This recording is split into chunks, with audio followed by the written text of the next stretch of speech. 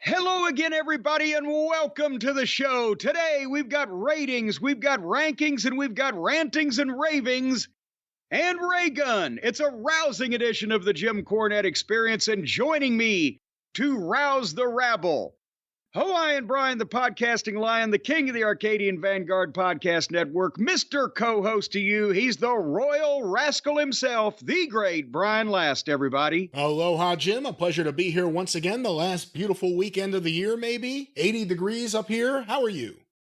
They're eating the dogs, Brian. They're eating the dogs. Who is? Nobody knows. Except one demented moron. I just had to say those words out in public. I won't even go into a thing here. I enjoyed watching Kamala Harris roast the repugnant pig in Philly the other night. But even if he had been debating a goddamn drugstore mannequin, how can anybody seriously, I know they still do because they're under the spell. But this guy wants to be the leader of the free world. He thinks they're eating dogs in Springfield, Ohio, because some dingbat told him that. This is how easily...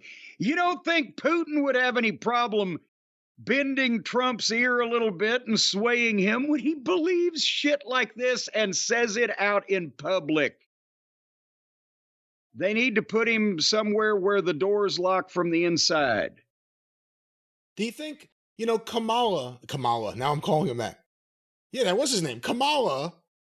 Yes, there was the accent drava over the other syllable. Yeah, it's there confusing in Kamala, the Ugandan giant's name. The Ugandan giant Kamala, James Harris. So yes. Kamala Harris, in a sense, passed away several years ago. If he was alive, would he be able to capitalize on this in any way? On her running for president? That's it. It would either be a positive or a negative, wouldn't it? Right. Someone can announce, I have an interview on TV tonight with Kamala Harris, and all of a sudden he shows up slapping his belly. he might get booked more, but he might also become one of those right-wing memes. You never know. But anyway, nobody's eating Harley over here. She's just fine. She's frisky and full of vim and vigor. But I've got a lot of notes. We got all kinds of stuff to talk about here today. Can you hear my notes from there? Yeah, there's something going on over there. Well, it's notes. I've got to say thank you to some people. Because as you know, it is by the time the people hear this, my birthday may be upon us or even past us, September 17th. But some of the people knew, of course, in advance, and several people have sent me things. I've got a short list of thank yous here. Starting with my old friend Stuart Busby from across the pond over in the UK. Guess what he sent me? Is that the weatherman in Louisville you always talk about? What? Stuart Busby? No, that's Mark Weinberg. Oh, why would I get those confused?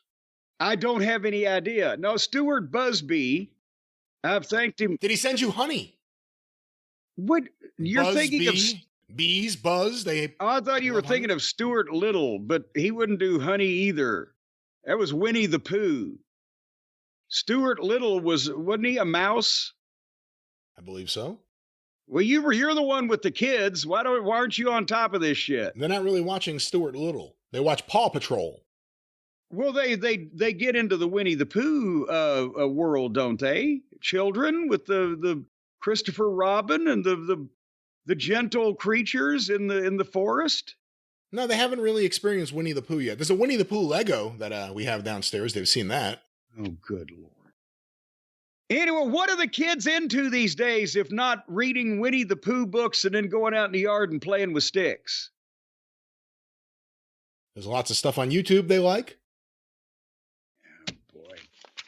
No wonder the children are in the state they're in these days. Not enough Winnie the Pooh. Anyway, Stuart Busby from over across the pond sent me a box of Nando's seasonings, which are always welcome here, but also, since mine and Stacy's birthday was close together, he sent me a Rhea Ripley coin that has been minted by the WWE or some contractor. Maybe the San Francisco Mint did some stuff for the WWE on the side. I don't know.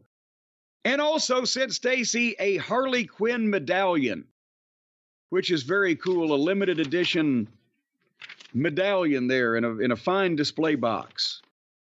Are you going to comment on any of these things? Like, ooh. What do you do with this medallion? Well, you display it. Where? In your Harley Quinn collection. How do you display it? Oh, for God's sake. Just have a little box out with a medallion, a coin in it? It's a fine box, and it's got a medallion in it. You could display it. He sent you the box too, or you have your own box?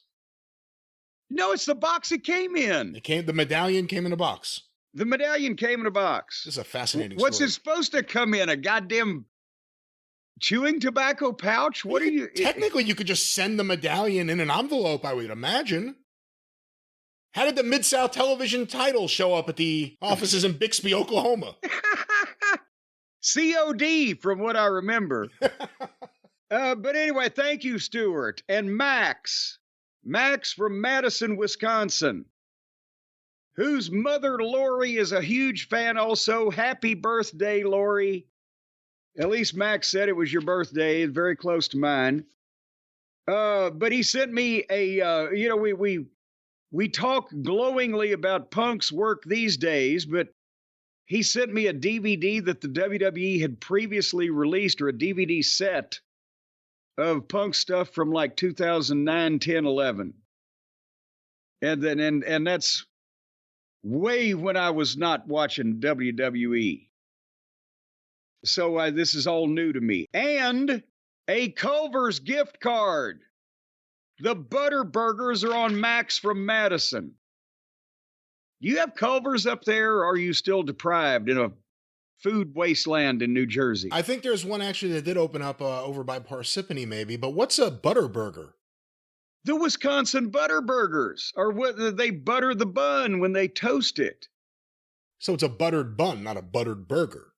Well, they call them Wisconsin Butter Burgers, and they have the Wisconsin cheese. When you go to Wisconsin, you'll notice that they love their cheese up there. Every time you enter the state of Wisconsin, you can smell that dairy air. And so they have Wisconsin cheese and butter on the buns. That's right. And the state song is The Crusher by the Novas. That due to Crusher. And finally, I would like to thank, he said I couldn't pronounce his real name, so he said, just call me Brown Mark. Yeah, but that may not be a good name to call someone. What the hell kind of suggestion is that from this guy? Well, that's what he said. So, maybe it's Brown, Mark, like Mark Brown, but you put I don't know. He said, don't confuse him with Shitstain, though, just because he's Brown Mark. But he sent me a fine, high-quality volume, a book, a tome, if you will. My God, it weighs 20 pounds. It's beautifully illustrated. On the early days of the movies Bronco Billy and the S&A Film Company.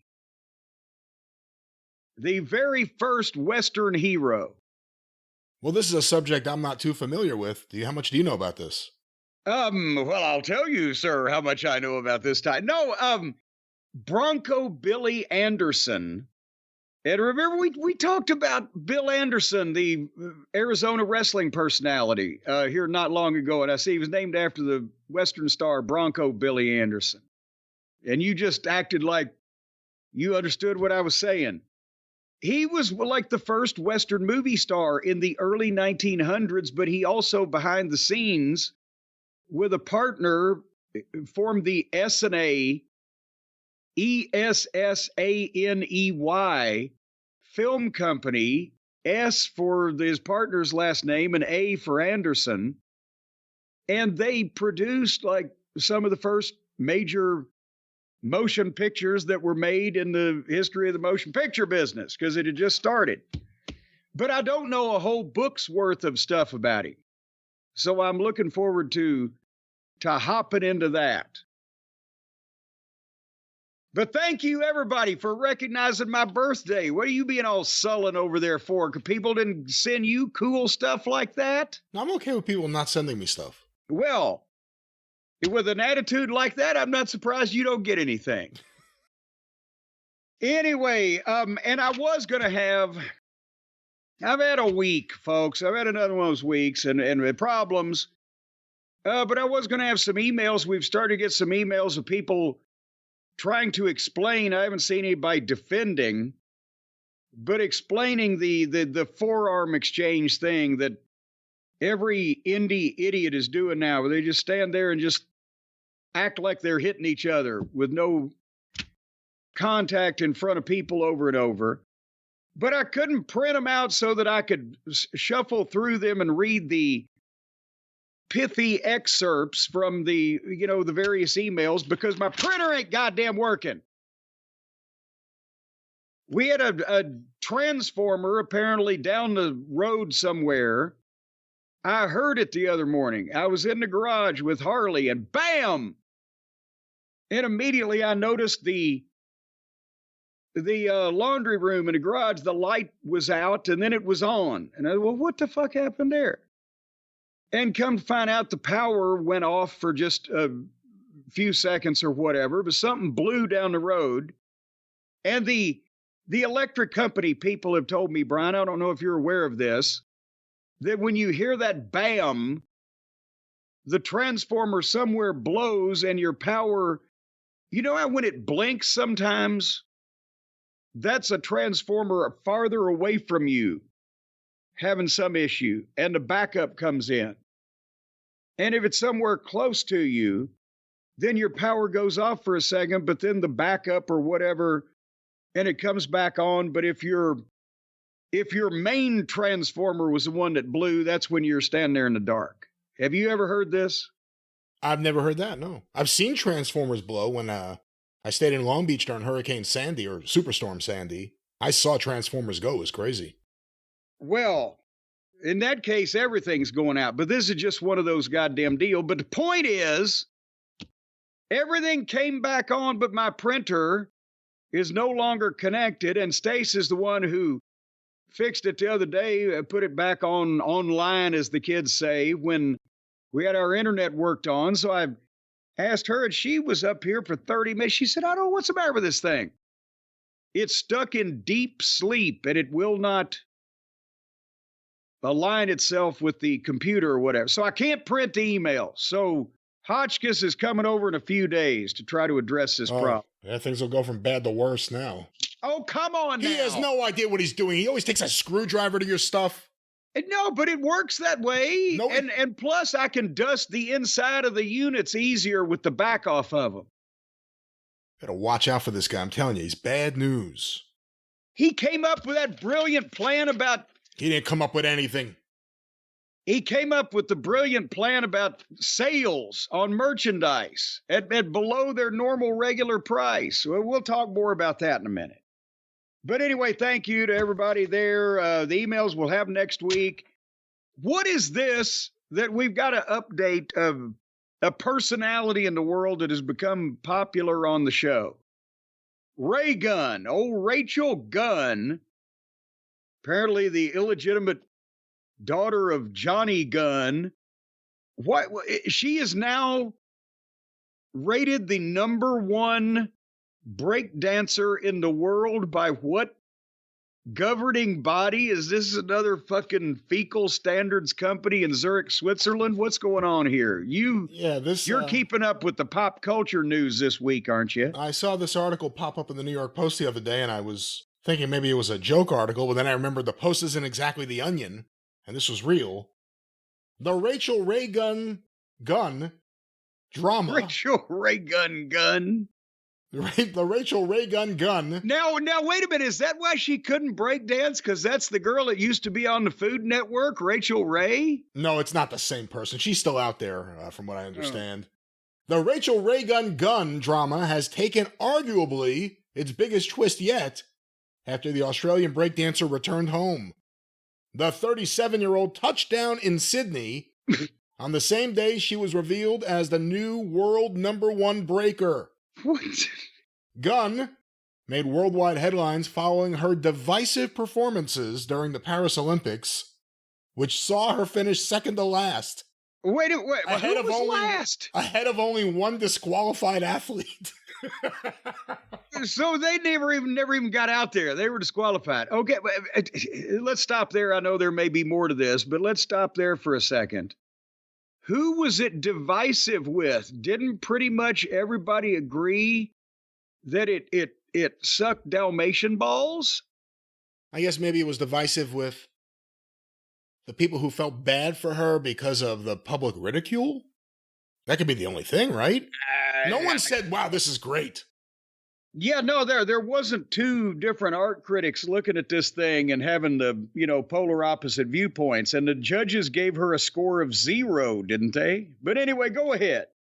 Let me go back to this article. And as you were talking, I was pulling up more articles just to see what everyone's saying. Despite those displays, which resulted in her failing to register a single point, the World Dance Sport Federation released the latest rankings, with the Aussies sitting atop the list. Raygun was catapulted into the world #1 ranking thanks to the 1,000 points she claimed, winning the WDSF Oceania Championship, which booked her a spot in the Olympics. 4 Aussies find themselves inside the top 8 on the list, with Holly Molly, Hannah, and G-Clef. Wait, Molly Holly? Joining Raygun. No, Holly Molly, the opposite. Well, there's some kind of gimmick infringement in there. I guess actually it could be Holy Molly. Holy Molly. Holy moly. But look here, back up a second. What competition did she win? Was it a Paralympic type of thing where she was the only able-bodied person? Once again, she won 1,000 points in the World Dance Sport Federation's Oceania Championship, which used to be the All-Atlantic Championship, from what I understand. Well, then they changed it to international, didn't they? I think so. And that's where we are now. Wait a minute, where is Oceania? Where is Oceania? Isn't that like in Iceland or something somewhere? Well, here's an article. Actually, let's go to something maybe. No. Answer my question. Google me some fucking Oceania. Where did this competition take place? Was this at an Arctic outpost? Is a geographical region including Australasia, Melanesia, Micronesia, and Polynesia. Oceania is generally considered a continent, while Australia is regarded as an island or a continental landmass within that continent. Does that make any sense? Well, is there a lot of break dancers in Micronesia? Because how the fuck did this girl win any woman, I should say? She's nearly 40. Australasia, is that what you say? Australasia. George Barnes and Bill Dundee came to Tennessee in 1975 as the Australasian Tag Team Champions. But nevertheless, how did she win anything in front of anybody in public, if anybody else was competing? Why isn't New Guinea protesting this? But I have an article here, Jim. They're being used as guinea pigs. The New York Times, again, a little more prestigious than the New York Post. You would think they would have probably a more thorough recording. Let's see. The #1 breaker in the world is Raygun? The Australian breaker who was mocked at the Olympics for her kangaroo hopping routine is now atop the official world rankings. Here's how it happened. By Victor Mather. The breaker known as Raygun did terribly at the Olympics, losing all 3 of her head-to-head battles, each by scores of 18-0. Can you just imagine getting to the Olympics and this is what happens? I didn't know they could even give you 0 in the Olympics. It's never happened before, has it? Her unusual routines also made her an unexpected face of the Paris Games and earned her mockery worldwide. But she did receive one accolade this week. Somehow, improbably, B-Girl Raygun, yes, the same Raygun who hopped like a kangaroo in her Olympic routines, is now the #1 ranked women's breaker in the world. Goes into a little bit of her history here. Go ahead. I was just going to say, we've got to remember here that people were saying that somehow her husband was involved in judging at some point. There was a whole backstory on did they create their own dance federation or whatever. But whoa. I mean, at this point, does she have pictures of Denny Terrio with a goat or what? How the fuck is she doing this? I'm looking down. I mean, there's a lot here, apparently. Fans around the world, many being exposed to breaking competition for the first time as the sport made its Olympic debut, were baffled, amused, and in some cases outraged. Raygun's total score of 0 points put her in last place amongst the 16 breakers in the main Olympic competition. In the latest world rankings, how could Raygun be in the number one spot? Yeah. After receiving a barrage of questions, the World Dance Sport Federation, which oversees the sport internationally, released a statement Tuesday explaining the seeming incongruity. The ranking is based on events over the past year, the Federation explained. During that time, the majority of breakers were focused on qualifying for the Olympics. But because they have limited fields, with a small number of competitors, Olympic qualifying events and the Olympics themselves do not count towards the world rankings. Therefore, Raygun's low-scoring performance at the Games did not hurt her ranking at all. Further complicating the rankings, there were hardly any events in the last 52 weeks that weren't Olympic qualifiers.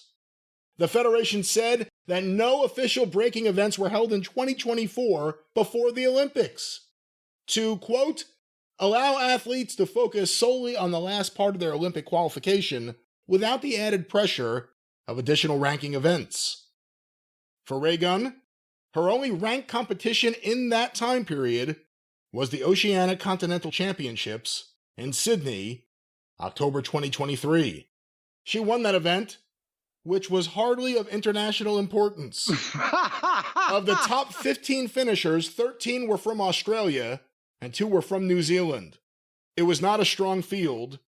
Raygun, the winner... The sun was in their eyes. Raygun, the winner, had finished 64th in the World Championship the month prior. Good Lord. In fact, the Oceania event caused a stir after Raygun's performance at the Olympics. The Australian Federation released a statement after the Games, saying to respond to speculation about her win at the event, contrary to circulating misinformation, Dr. Gunn's husband, Raygun's coach, oh boy, was not a member of the selection panel or judging committee. This would have constituted a conflict of interest. Dr. Gunn. Dr. Gunn is a lecturer at Macquarie University in Sydney, where her research interests include breaking, street dance, and hip-hop culture, and the politics of gender and gender performance. The politics of dancing? After the Olympics, she received a deluge of criticism, with her dancing style, and even her uniform, green track pants and a polo shirt, being mocked. Raygun seemed to be bouncing back. Wait a minute. Hold on. Before you go any further here, I think now that we know that this is her background also, I think some of the American colleges should invite this fishy white Australian woman to speak on street culture and breakdancing at all the major American universities. I think that would be popular. Yes. For her. And then, boy, howdy. She could finish it off with a combination breakdancing and rap performance that I bet would leave them standing in the aisles. See, this is why people complain about universities. Anyone could be a professor. You just got to go to school for a while and pay a bunch of money. But anyone could be a professor. Sometimes you can even create your own course. Raygun seems to be bouncing back from the hate, posting photos of herself smiling and laughing with Richard Branson and Boy George. What the... So she break right back into 1985. She time traveled on us. At least we always go forward. We don't go back. Noted breakdancing lover Boy George. What does he have to do with breakdancing? Different kind of music altogether. But that's the story. Raygun #1, apparently because no one else was competing, it seems like. Well, something's going on there. And again, she gets out there. She looks like she's playing a game of solitaire twister. Whenever there's no performance to this. It's just awkward. It's like, oh, look at that poor woman. I wish medical science could help her out. But anyway, that's what they break dance like down in Sydney, apparently. What's going on? What kind of scene? I mean, AEW is about to head down there, so we'll find out what kind of scene they got. I want to know who outdraws each other. AEW or the World Dance Sport Federation? Wait a minute. I've got the natural goddamn program. What are they calling it over there? Grand Slam, AEW in Australia? That's right. The Grand Slam. What'd you just say Rachel Raygun's profession was? She's a professor. Well, she's a doctor, Dr. Gunn, right? Dr. Gunn, that's right. Dr. Ray Gunn versus Dr. Britt Baker. Oh, shit. There you go. You got to get her involved, you would think. And it's not like that she'd be any worse than some of the other girls they put Britt Baker in the ring with.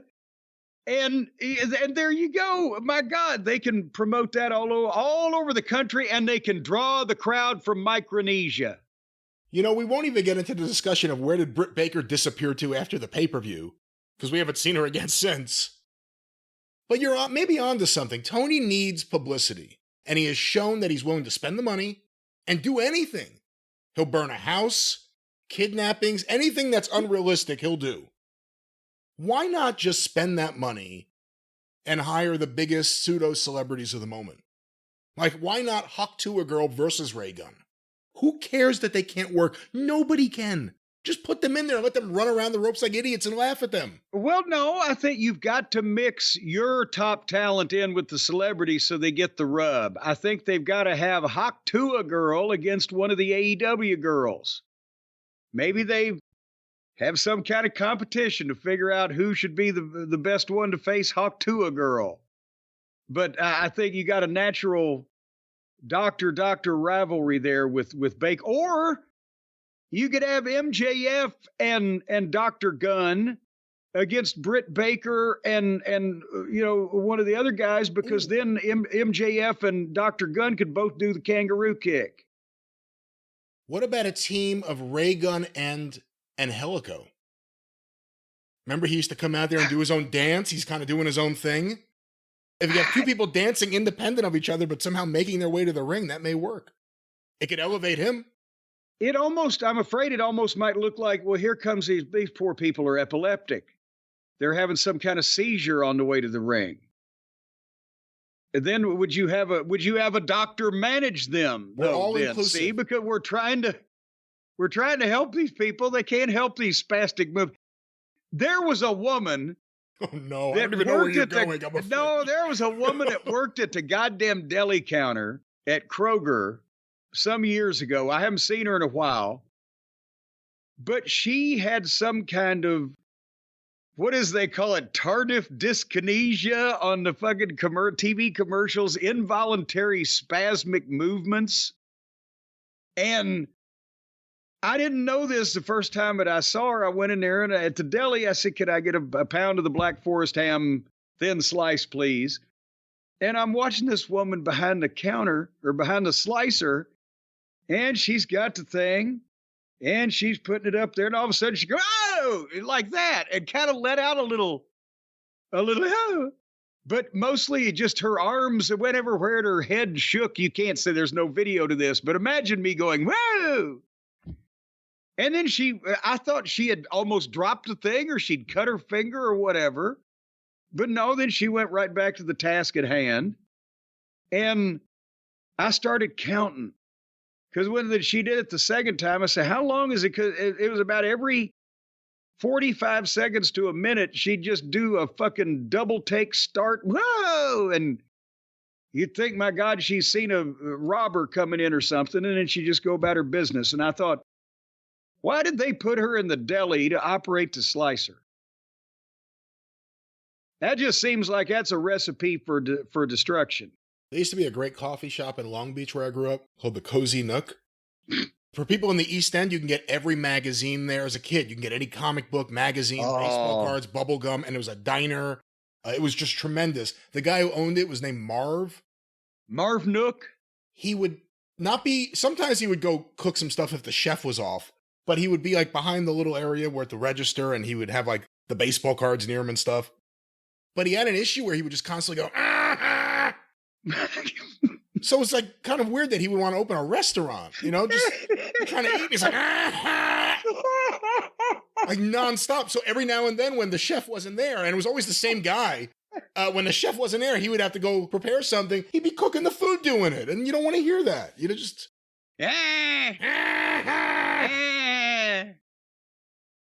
What is that condition? I don't know, but it was so loud and it was so constant. But nice guy, and I miss that place. Great place. Would that be a form of Tourette's, I wonder, or Maybe.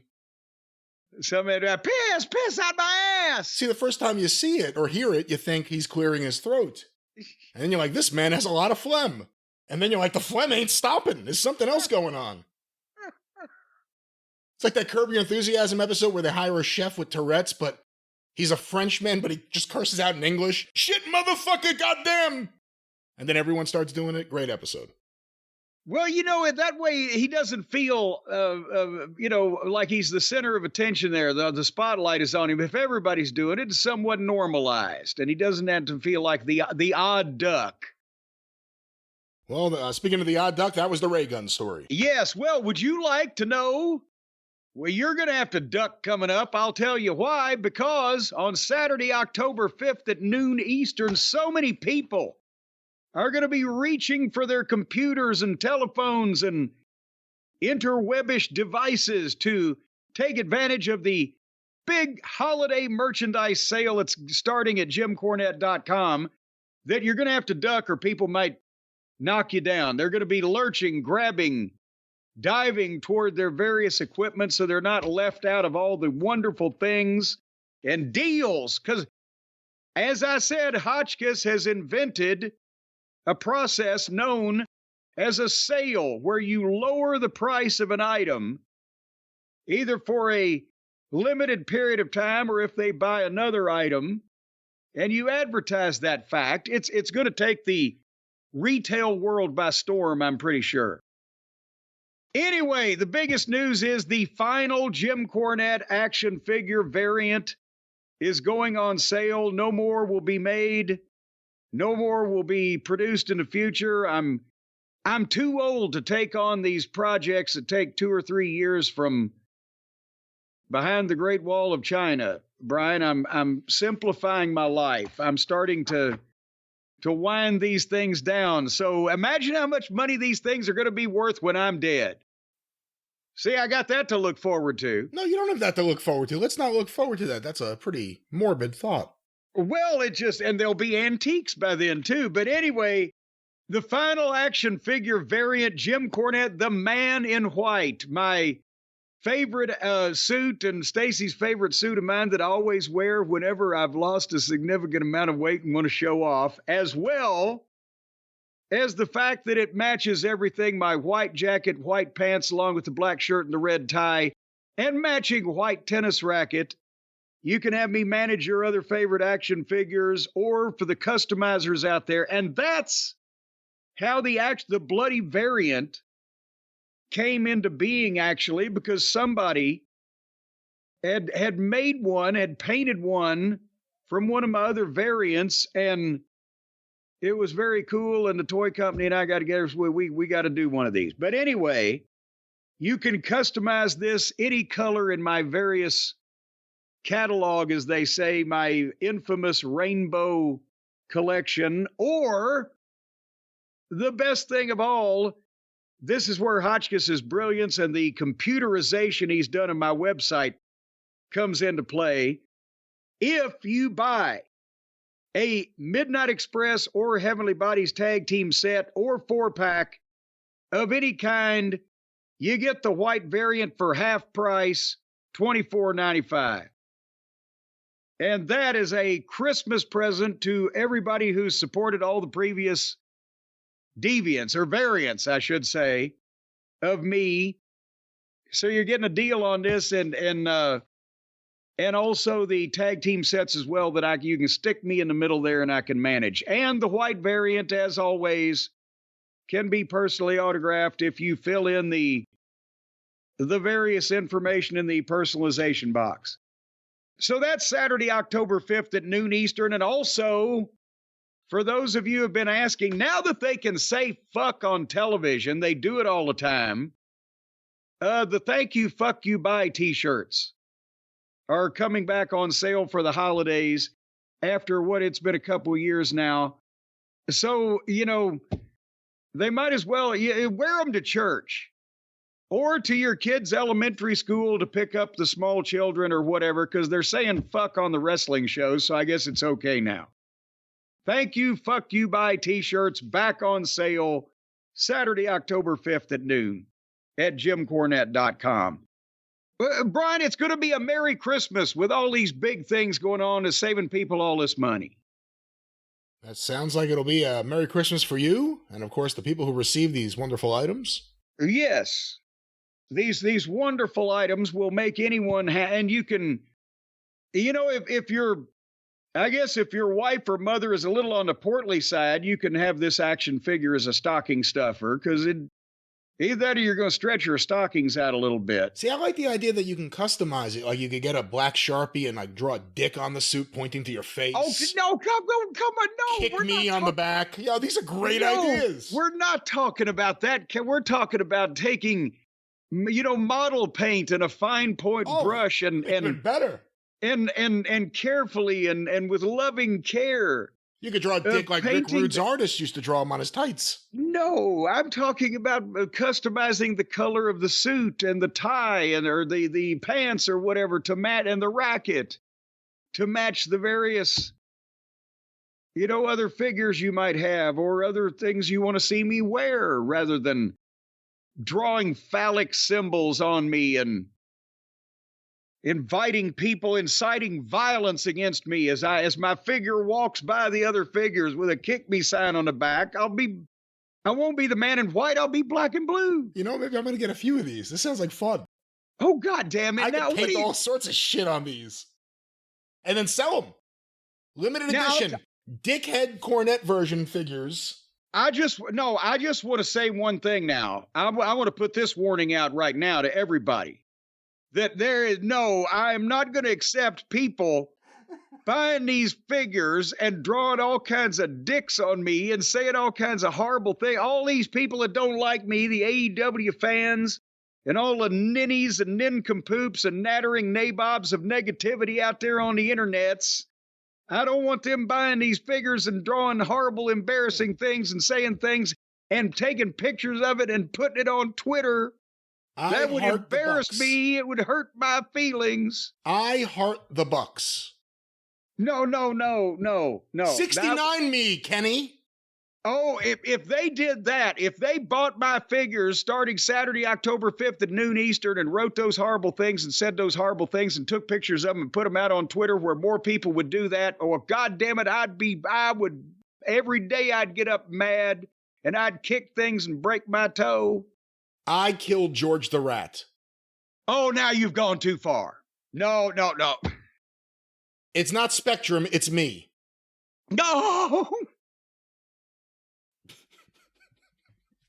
Well, again, lots of ideas. Anyway. Lots of Sharpies. Have fun, everyone. And, of course, your fine acrylic paints, whatever it may be. Yes, fine quality acrylic paints from Jerry's Artorama. But that's what's happening. So that's what's happening over in my world for the holidays. What are the holidays going to be happy for Mark Henry and Bryce Remsburg? Have they had a dust up on the internet recently? You were telling me something about it before we came on the air. Well, apparently they may have made up already, but it was an interesting story for a day or so because it was somewhat unnecessary, it seemed like. Remember we talked about during the review of, I guess it was MJF versus Daniel Garcia, there was a moment where there was a roll-up, and seemingly, based on the video that we were watching live or on tape, Bryce Remsburg, the referee, counted 1, 2, and then pushed the leg to break the count. Yes, it was like the motion he made in between the 2 count and what potentially would have been 3 was to reach up and kind of shove the knee of the guy that was in the small package or jackknife or whatever it was to like, hey, kick out, motherfucker, and then went to count again, but it was too late. He'd already kicked out. And by the way, I was wrong. It was Danielson versus Jack Perry. He pushed I'm watching the video right now. He pushed Jack Perry's leg, it appears. Oh, well, but the point is same thing, just different person. And we said at the time, Because I've never seen any referee actually do that specific thing before. And I speculated, was it like a nervous tick? You just do something without thinking about it? Like we were just talking about the woman at the deli and the guy in the kitchen with him, or whatever.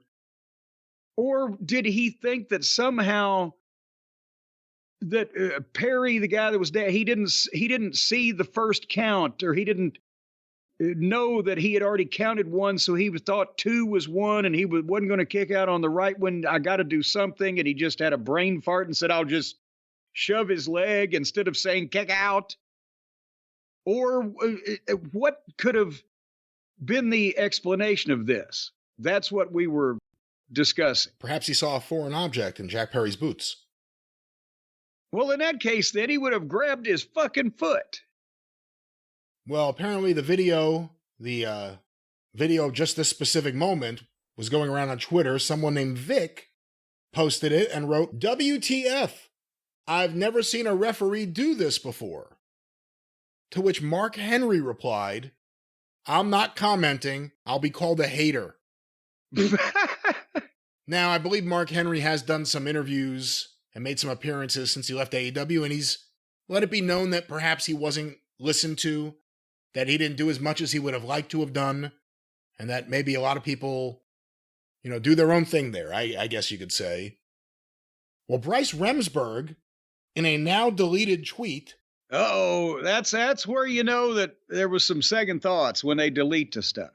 He tweeted out, Hey, Mark, this angle doesn't show exactly what happened. You were always so nice to me backstage at AEW, and I constantly helped you with your travel whenever I could. If you think something is wonky, feel free to reach out directly whenever. So let's stop there. Any thoughts on that? Well, that was about as inoffensive a statement as you could make. And some people may say, well, why didn't he just privately email or call Mark Henry? If he's helped him with his travel, he probably knows where he lives. And say that personally. But that was such a milquetoast comment, besides wanting to remind Mark that, hey, I used to help you. Is that inflammatory? I never left you at the airport like punk. Why are you doing this to me now? Yeah. I always got you a car when we went to Wembley. I never treated you like Stephanie Vacour. Never stranded you in a foreign country. But that's not inflammatory. Where does it kick up a notch? Where can we get some emeralds on this? Well, it kind of doesn't really kick up a notch. It stays at this point. A lot of people were jumping on it because, again, it's public. They were killing each other with kindness. And then Taz jumped in, retweeting the now deleted tweet from Bryce Remsburg, I believe. Hey, brother, you do not need to explain yourself or apologize for anything to anybody. That's the AEW motto. As you know, shit happens out there in a ring, and talent aren't robots. They are human, and no one is perfect. You are the best in the biz, in my opinion. Fuck all that noise. Keep being great. And there's a little fist emoji there. Was the fist, did it have a finger sticking out of it, or was it like swinging at your face, or was it like a right on type of thing, or? Yeah, just kind of, I guess, like, brotherhood, right on, fist bump. I don't know what the fuck it is. I don't use emojis. I'm a man.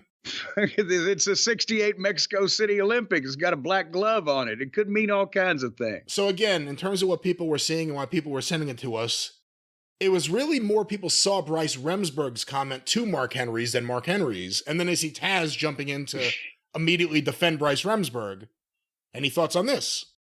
Yes, why don't they all just goddamn talk personally? Unless they're going to come out and say, look here, motherfucker, and then we're interested, and then we'll get to popcorn.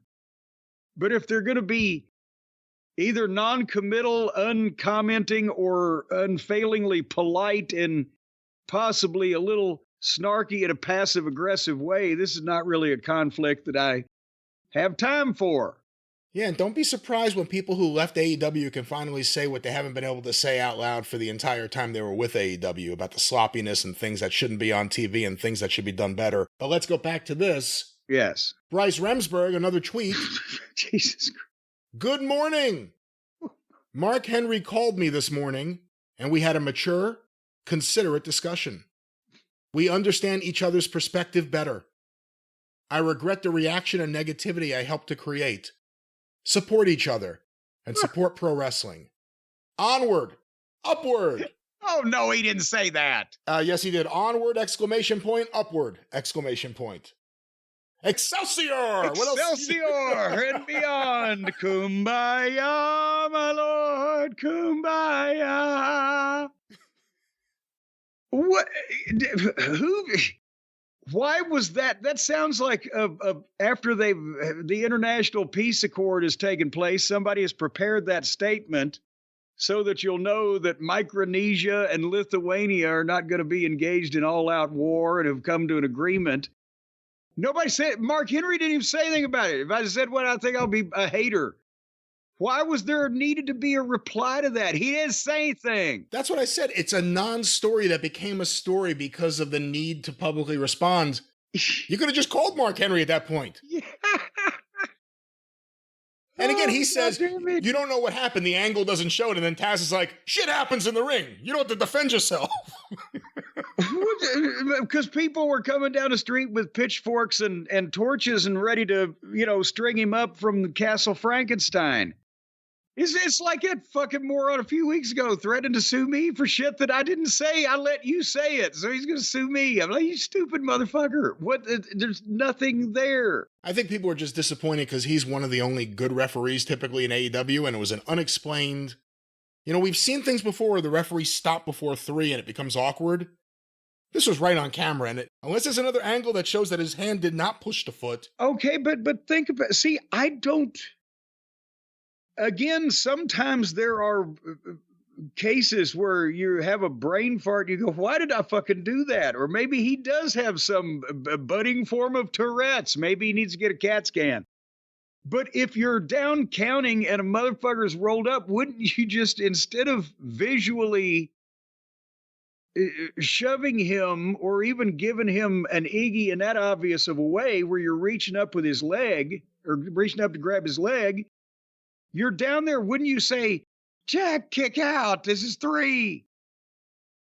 I don't know why this display of something would have needed to be done.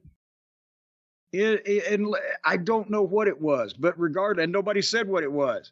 And Mark Henry didn't say what he wanted to say. And then Bryce Remsburg said to Mark what he wanted to say about what Mark didn't say out in front of everybody, which necessitated everybody else having an opinion on it. And then, yeah.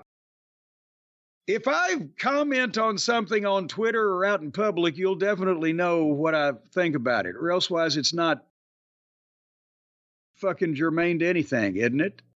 Or is it? Imagine if Mark Henry actually said something. Like, this is bullshit. This is sloppy. This needs to be done better. He didn't say anything. And usually Mark do go on quite at length about anything. But nevertheless, I hate to hear that these people are having this horrible exchange of compliments and kindness. I'm glad they got it all worked out. According to the article I'm looking at here, it says that Mark Henry confirmed on May 27th that his AEW deal would be up on May 28th. He was not seeking renewal, and he is now working as the booker for All Caribbean Wrestling. What? Whatever that may be. All righty then. Well, if you want to go to the Caribbean, folks, or young wrestlers, call Mark Henry.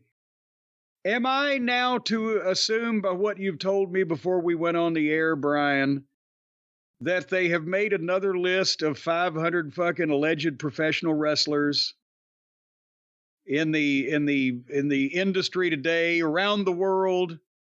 They found 500 that they believe need to be recognized as professionals over at Pro Wrestling Illustrated, and they have put out this list again this year. It is the annual. It is, how many years have they been doing it? Does it say 34th annual PWI 500? We talk about it every year.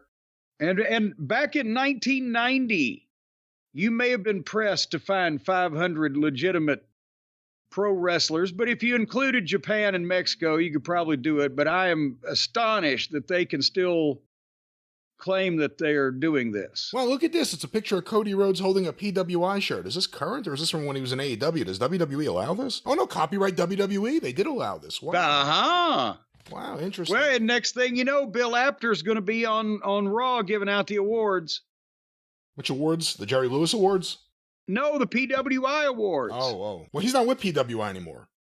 Well, they can't have anybody but Bill do that on a big-time television. Well, let's go to this list. The PWI 500. Be like Dick Clark when after the stroke, he was still doing the New Year's Rockin' Eve. The primary... And everybody was drunk about 10 minutes to goddamn midnight on New Year's Eve, and there comes Dick Clark in that condition.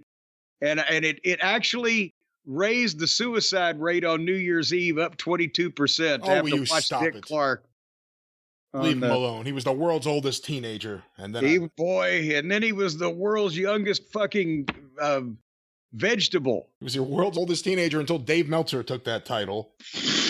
Jim, the primary criteria for the PWI 500 is in-ring achievement, the win-loss records, the championships, the tournaments, influence, which is visibility and prestige within a promotion and or the industry, technical ability, the quality of moves, matches, and in-ring storytelling, competition, success against the most varied and high-quality opponents, and finally, activity, a minimum of 10 singles, non-tag, 10 singles matches total, or, barring this, 6 such matches in separate months.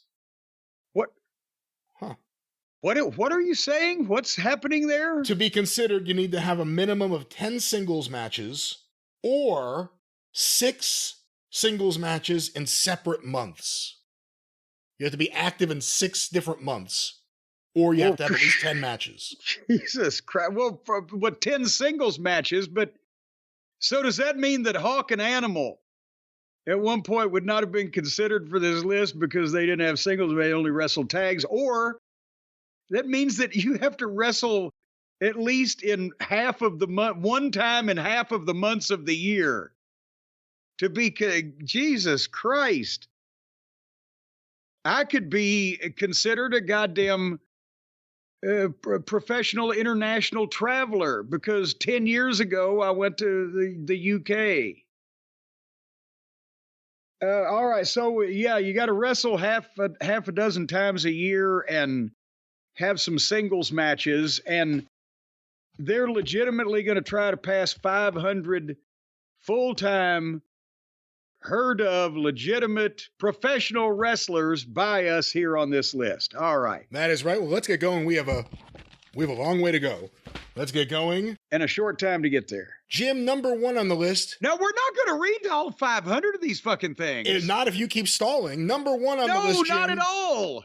Come on, we got to get going. There's a big list here. Who do you think's number 1? Any prediction?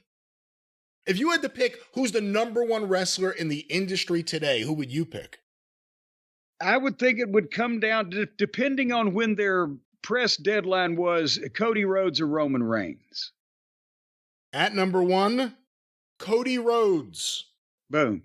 18 years pro. His path to number 1. In 2007, he debuted at number 172 on the list. Last year, he was number 10. His previous highest amount was in 2022. He was number 6. Who do you think's number 2 on the list? Roman Reigns? Swerve Strickland. Oh, God damn it. 15 years pro. Wow, really? I had no idea. 15 years pro. Last year, he was ranked 112. Any thoughts on him being number 2? But, I mean, it's not even knocking him to say by what in the world, how can you be the number 2 star in the entire industry when you're not even the top guy in your own promotion that is outsized and overshadowed by the WWE to a ridiculous degree? Who do you think's number 3? If Cody's number 1 and Swerve's number 2, who's number 3? Well, okay, then I'm going to say MJF. Number 3, Will Ospreay. Oh, Jesus Christ. 12 years pro. Last year, he was number 17 on the list. So did they kind of work, because it's a work anyway, right? But their board of editors or whatever, considering all these goddamn different facets of people's careers, it's a fucking work to try to sell magazines. So did they make the deal that, well, we've got to give the number one spot to a WWE guy, because then it would really be ridiculous if we didn't, but we don't want to piss AEW off, because their fans are probably even more the ones motivated by all the magazines.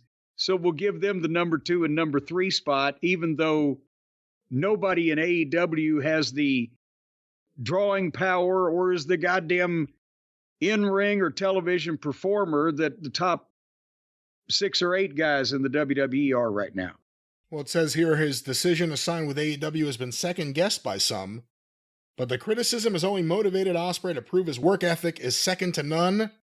A true artist in the ring, he's competed in 8 matches this year alone, earning 5 stars or more from the Wrestling Observer newsletter Dave Meltzer, including bouts with Kazuchika Okada, Josh Alexander, MJF, and Michael Oku. That's number 3, Will Ospreay. Who do you think's number 4? Oh, God damn it. Cody, Swerve, Ospreay. Where would Roman Reigns be at this point? I don't know. Is he even on the list? Has he wrestled in 6 different months or had 10 matches? Well, if that's the criteria, he may not be on the list. Good Lord. So one of the biggest stars of modern times who has set gate record after gate record might not be on this list because, oh, geez. All right. Well, then Brock Lesnar wouldn't be around at all, would he? Then let's go with Gunther. Number 4, Seth Rollins. Last year, he was number 1, 16 years pro. He's a visionary. Every bit of it. Number 5. Any predictions for number 5? Gunther. We're on. Gunther, good pick. Number 5, Tetsuya Naito. Oh, for fuck's sake. 19 years pro. He was not ranked last year. Who do you think's number 6? Well, Orton just came back recently from a back injury. Again, I don't know when their printing deadline was, but is Randy Orton going to be in here? Is LA Knight going to be in here? Is Logan Paul going to be in here? Is who of the top people that I'm forgetting about in the WWE? They've got so many. Is Rhea Ripley, or is this only guys? I believe this is only guys. Okay, then in that case, why can't they put in where? And here's the cutoff line where Rhea Ripley could kick the shit out of all the rest of the guys on the list. Let's say you've thrown me off. I'm still pulling for Gunther. At number 6, from the Bronx, Damian Priest. Last year he was number 71. Well, that was when they were pushing him with the world title belt, but you know, all those people that I just mentioned are bigger stars than Damian Priest is. Who do you think's number 7? WWE. Number 7. Gunther. MJF. Okay, now they finally remembered to go back the other side of the street. 9 years pro. Last year he was number 6, so he drops a spot. Number 8. Any prediction for number 8? Gunther. Jon Moxley. Oh, for fuck's sake. Last year he was number 3, and he's 20 years pro. Wow, really? Yeah, and every single bit of it shows on his fucking face and his stoop-shouldered, awkward, disconnected bucket of body parts physique. Who do you think's number 9? Gunther. Number 9, Gunther. Last year he was number 4. He's 18 years pro. That's amazing, but at least, you know, if he had come to the United States before the last few years when the administration came in that would appreciate him, we probably wouldn't be talking about him now because they'd have ruined him and he'd have gone home in misery. So I'm glad that he stayed hid over there from the mainstream television over here for that long till he got really fucking good. You kind of just described what happened in the past to number 10. Who do you think's number 10 on the list? Oh, now you've baffled me. I got nobody else. Gunther. Number 10, Mystico. 26 years pro. Last year he was number 46. And now we'll go through some of the other ones. Number 11, Samoa Joe. 12, Sami Zayn. 13, Drew McIntyre. 14, Brian... We forgot about Drew McIntyre. My God, how's he not top 5? 14, Bryan Danielson. 15, Moose. 16, Sonata. Who? From New Japan. Affiliation, he's with the group Just Five Guys. No, he's doing burgers? No, not Five Guys Burgers. He's Just Five Guys. It's kind of like Ray's Pizza versus Famous Ray's versus Ray's Famous. You know? So what do they do? A bun with no burger or a burger with no bun? Well, it doesn't say here. But number 17 is Jey Uso. What do you think of that? Ooh. You know what? It's a shame we talked about all the stars that are over. He's over like crazy. Goddamn, his work. It's like it regressed when he became the hot dogging babyface, and it's just so phony looking. Am I overstating this? He's not a favorite of mine in the ring. Number 18, El Hijo del Vikingo. Oh, for Christ's sake. 19, Mustafa Ali. Wait a minute, back up. Vikingo, number 18 in the world of professional wrestling. And we have not got CM Punk in there yet. Well, it says he's been out of action since the spring, but he continued his unreal crash and burn performances for half of the evaluation period. He defended the Mega Championship in the US, Mexico, and Australia via Ring of Honor, AAA, and Game Changer Wrestling. Did you realize I just said we ain't got Punk in there yet? And they're almost at 20, and they're talking about Vikingo? Number 20, Eddie Kingston. Oh, Christ on a cracker. 21, Kazuchika Okada. 22, Nick Nemeth. What do you think of that? One of your former students. He can outwork half of the guys on... or more on the top 20 that you've just read off, but at the same time, again, you know, where is he currently making a massive, you know, difference in something as related to the people that we're talking about that they haven't put on this list yet? Well, let's go back to this list.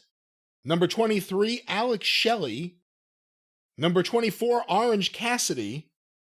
Jesus Christ. Number 25, Alex Kane. What? He is the Suplex Assassin. He entered the evaluation period as the MLW World Heavyweight Champion. I've never even heard of him. Huh. Well, we'll find out more about him in the future when he goes to another company. 26, Adam Copeland. 27, L.A. Knight. I'll stop there for a moment. Oh, Jesus. Again, L.A. Knight. They're chanting on network television, L.A. Knight, yeah. But he's below Vikingo, and who-o is that-o? And he's right next to number 28, Trick Williams. 29, Christian Cage. 30, Ilya Dragunov. You know, this really points out why they should do a PWI, it couldn't be 500, maybe PWI 50, the best part-timers in wrestling, because all the main eventers are part-timers. Roman, Brock, Punk. If Punk didn't qualify for the list, put Punk on there too. Number 31, Mark Briscoe.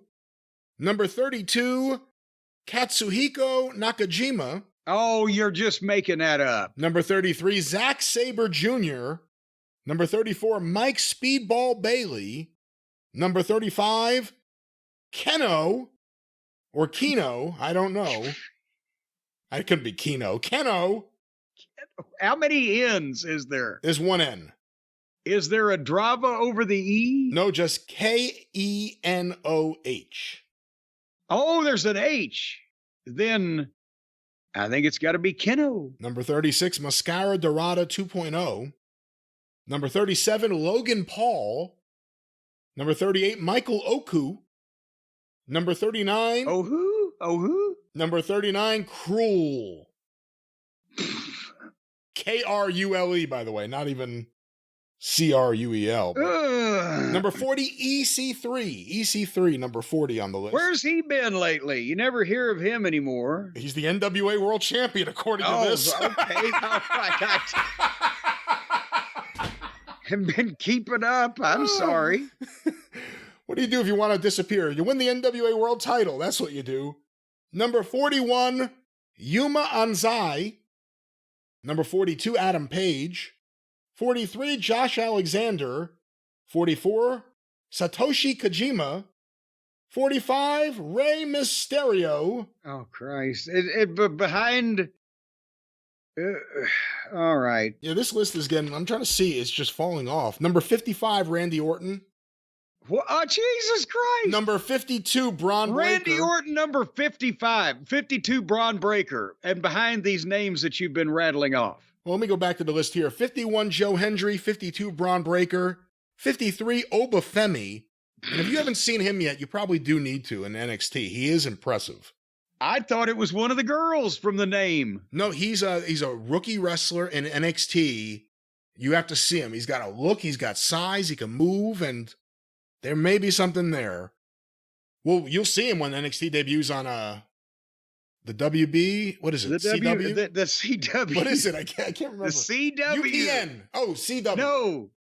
Dumont. But Obafemi. Number 54, Max. Ravzahemi. Number 50. No, Vince does. Number 54, Max the Impaler.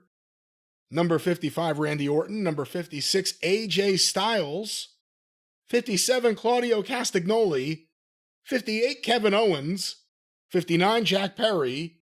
60, El Desperado.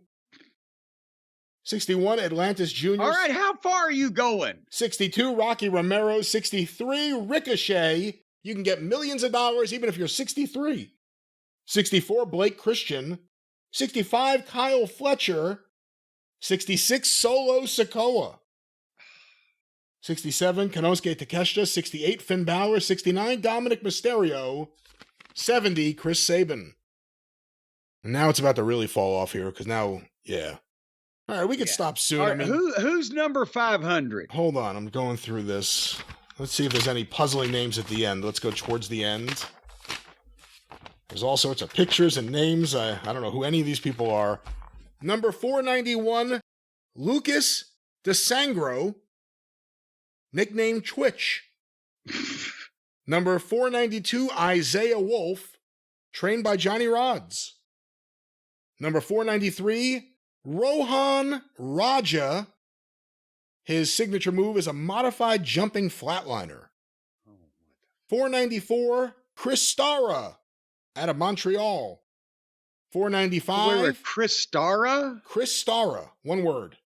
Like Cher, Chris Stara. Like Christoph, Chris Stara. 495, TJ Sykes, the Red Prince. 496, Smiley. His secret weapon is derangement. Wait, what's Smiley? That's right. Is there a photo of Smiley? There is no photo, but he has held multiple titles in New Jersey's Pro Wrestling Magic, whatever that is. I live in New Jersey and I don't know anything about Pro Wrestling Magic. Number 497, Anakin Murphy. 498, Santana Jackson. His signature move is the Moonwalk DDT. Is that the Michael Jackson impersonator? I bet you it is. 499, Travis Lee. His home promotion is the ECWA.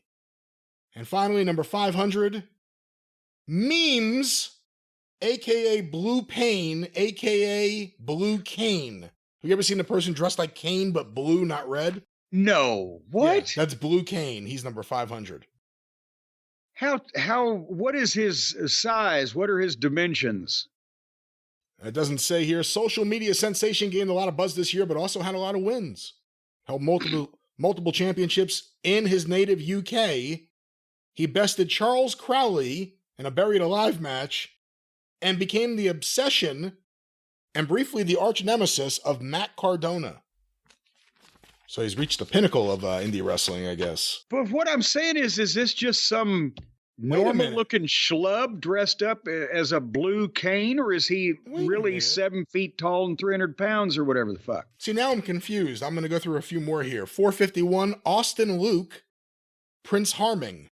452, Tony Deppen, or Deepen, I think.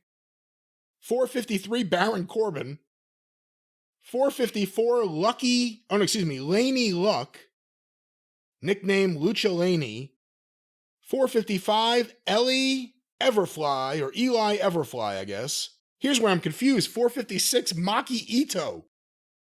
Secret weapon, obscene finger gestures. Why is a woman in here if... See, I don't understand. And what does that say for Blue Cane when she's 50 points ahead? Yeah, I don't know. Here's another woman, Sawyer Wreck. Who's this? Ring style hardcore. Impressive Team 3D Academy grad, missed some ring time due to injury. Defeated Milo for the Hood Slam Best Athlete in the East Bay title. Retained against Rob Hands. Picked up multiple wins against Jimmy Lloyd. And beat Billy Dixon in a Falls Count Anywhere match. And you should have seen that goddamn knockdown drag out she had with Arnold Finster. And Tits McGee was the referee. Well, here's an interesting one. They had a big crowd on the street corner. At 396 is Microman. Build height 3'3".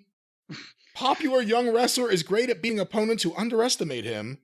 Biggest win this year, arguably, was Joey Janela's clusterfuck battle royal during WrestleMania weekend. Oh, good. He defeated Danhausen, Brandon Kirk, and Dark Sheik, amongst others, and challenged Joey Janela for the Extreme title.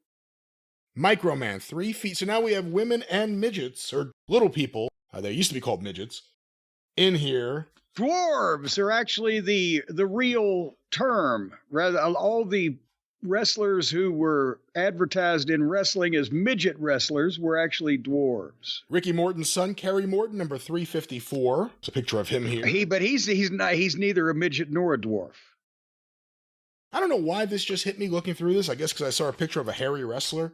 What happened to Cameron Grimes? We heard he left WWE, but that was it. We haven't heard anything else. I assume he's going back to his previous name and personality and attempting to further himself. You would have thought AEW would have jumped all over someone like that. Well, no, he can work. Maybe. Okay, you have a good point. Maybe they wouldn't jump all over that. All right, well, this is the PWI 500. It certainly was. On newsstands, wherever you find wrestling magazines in 20. Go to Barnes & Noble. Well, yes, where can you find a magazine these days? That's why people are so stupid. Nobody's reading anymore. All they do with their lives is get on their telephones and then go to sleep at night, Brian. And I only agree with one of those things. I feel like you got to go to sleep, and you got to have a good night's sleep. It's part of a healthy routine if you sleep for some period of time once a day. Can you agree with me on this? I'm a big fan of sleeping. I'm a big fan of napping when you get a chance. It's always good to have a nice little nap in the middle of the day. Sometimes that's like a trailer or a teaser for sleep. Well, I'll nap, and then that way later on I can look forward to sleeping. But you can do all of those things and even more on a Helix sleep mattress. Helix, they've been our friends for so long now. You can sleep on a Helix sleep mattress. You can nap on a Helix sleep mattress. You can watch TV on a Helix sleep mattress. You can eat your dinner if you got a nice bed tray, like, Betty Davis and whatever happened to Baby Jane or whatever the fuck. Or there's other things you can do on mattresses that I've been told, but that's up to the individual. But they got the best daggum mattresses of any mattress people that you're going to come into contact with, and you don't have to go to them because they will come to you. Brian, no more do the people have to go out to these shady mattress stores in these back alleys and get the black market mattress. The epidemic of those back in the 70s was what was led to most of the, socially transmitted diseases. I've never heard that. It's true. Before mattress delivery to your home in a box was legalized, you had to go out to a mattress store in a back alley and do it in a shady way, where you actually had to lay on a mattress that other people were laying on to see whether you liked it or not. And that's what led to the Great Plague of 1987. Almost a quarter of the populace was, it didn't make it through that because they had been laying on tester mattresses. And it was kind of like the green stuff that grew on Stephen King and Creepshow. But you don't have to do that anymore because Helix has streamlined the process. You just go to helixsleep.com. That's where you're going to find them. And then you take the quiz. And you tell them what kind of, or do you sweat when you sleep? Probably because you're fretting over all the evil things you've done to people. Or do you like to sleep on your side or your back? You want to be cooled down, heated up, flipped over, whatever the case. And they will pinpoint the mattress that they have that you want, and they will send it to your door, and you just take the box into the bedroom or wherever you have your mattress and unbox it, and poof, there it is. Remember that song? Poof, there it is. Poof, there it is. No, that's not it. It was whoomp, there it is. Well, there is no word named whoomp. That's the problem. When I first started hearing it, before it was a hit song, I would hear it at center stage watching WCW Saturday Night. I couldn't tell what the fans were chanting. Like, what are they saying exactly? And then the song hit. No, there's only, Helix only deals in real words. Poof, there it is. Right there on your bed, and you've got, a long time. I can't even find the line to tell me how long you have to try it out in your home before you can still get your money back if you don't like it. But what kind of asshole would you be if you didn't like these Helix sleep mattresses? And they've got 10 to 15-year warranties. The 100-night trial offer stands in effect, and there's no fiberglass. There's not going to be any kind of fiberglass wrapped up in these mattresses. Some of these other mattress companies are actually grinding up returned Coca-Cola bottles and making mattresses out of the fine powder. Have you heard this on the news? I have not heard it. You have not heard it. There's no evidence of this. You don't have to worry about this with the fine mattresses from Helix Sleep. I know for a fact that they were doing this because it was on the news when a person in Springfield, Ohio, ate a dog that had been chewing on the mattress made out of the ground Coca-Cola glass.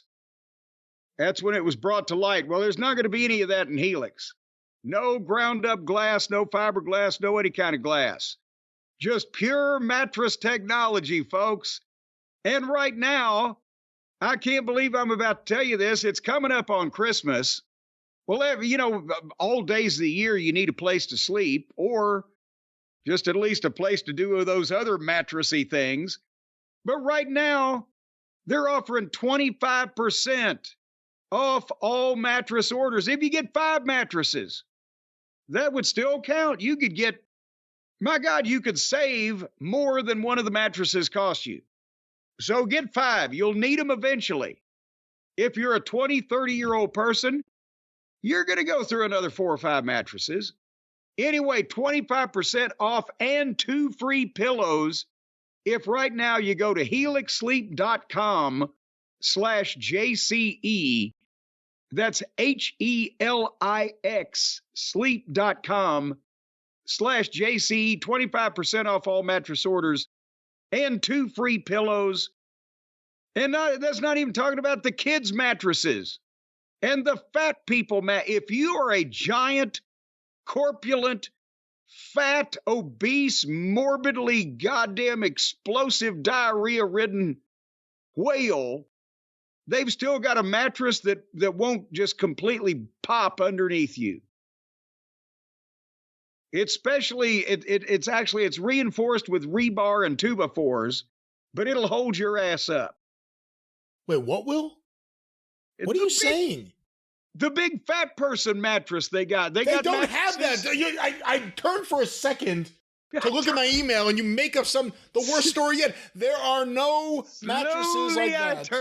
Slowly, you can turn to the Helix Sleep website and see the fine mattresses for you and your family and your friends and whoever else you want to make sure has a good night's sleep. It's the Helix Plus, the mattress designed for the big and tall sleepers, and also the ones that are so fucking fat that their bathtub has stretch marks.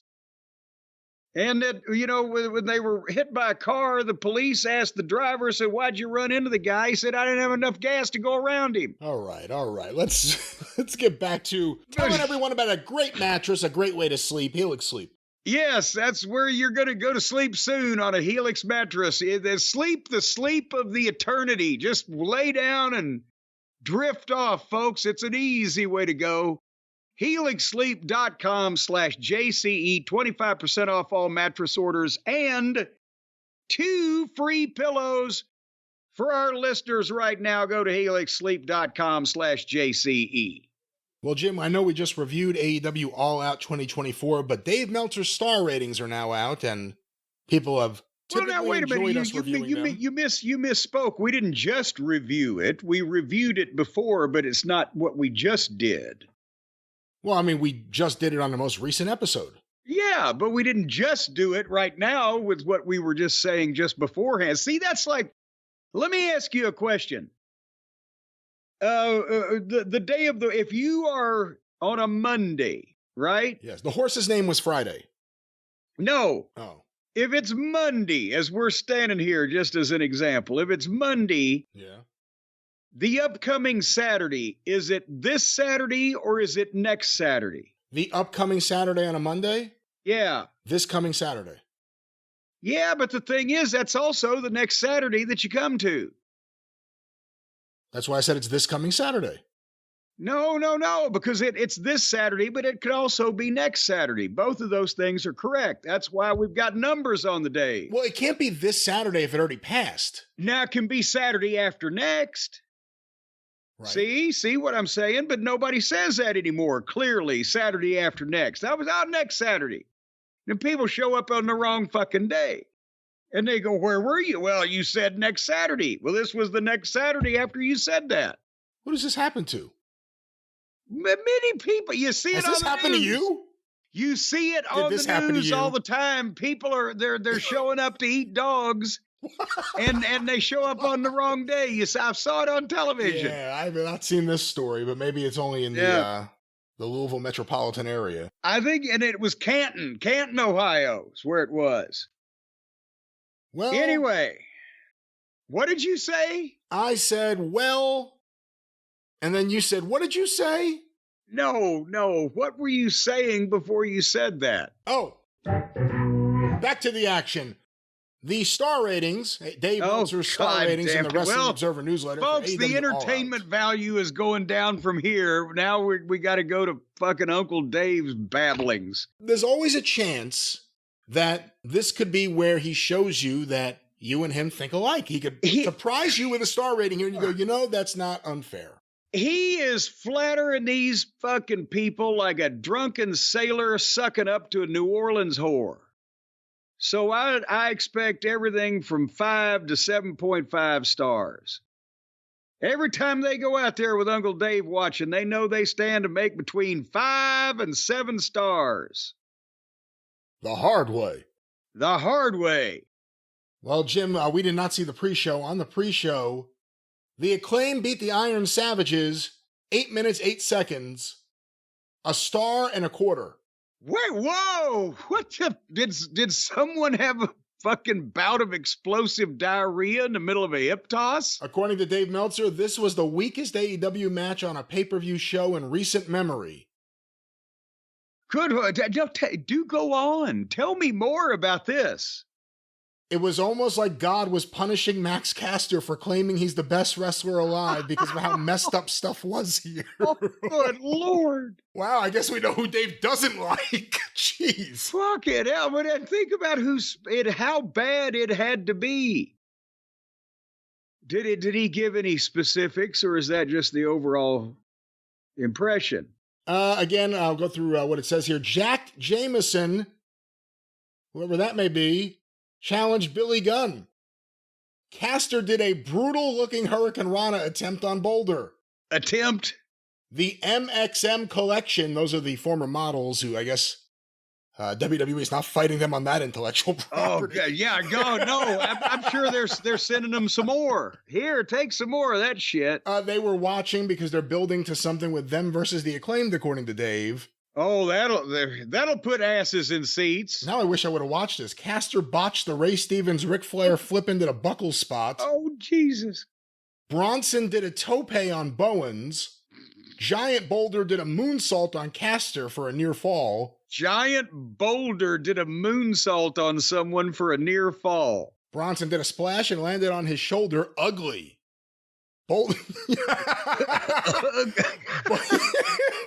Boulder power slammed both Acclaim members at the same time.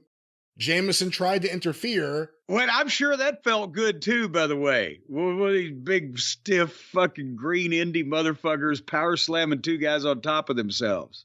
Gunn pulled Jameson off the apron and punched him. The match story was that Caster kept trying to pick up Boulder and collapsing to build to the spot at the finish, where he finally got him up for the Death Valley Bomb.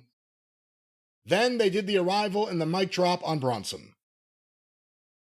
Oh, boy. All right. Well, now that may have been the match I might have enjoyed more if that had set the tone for the evening.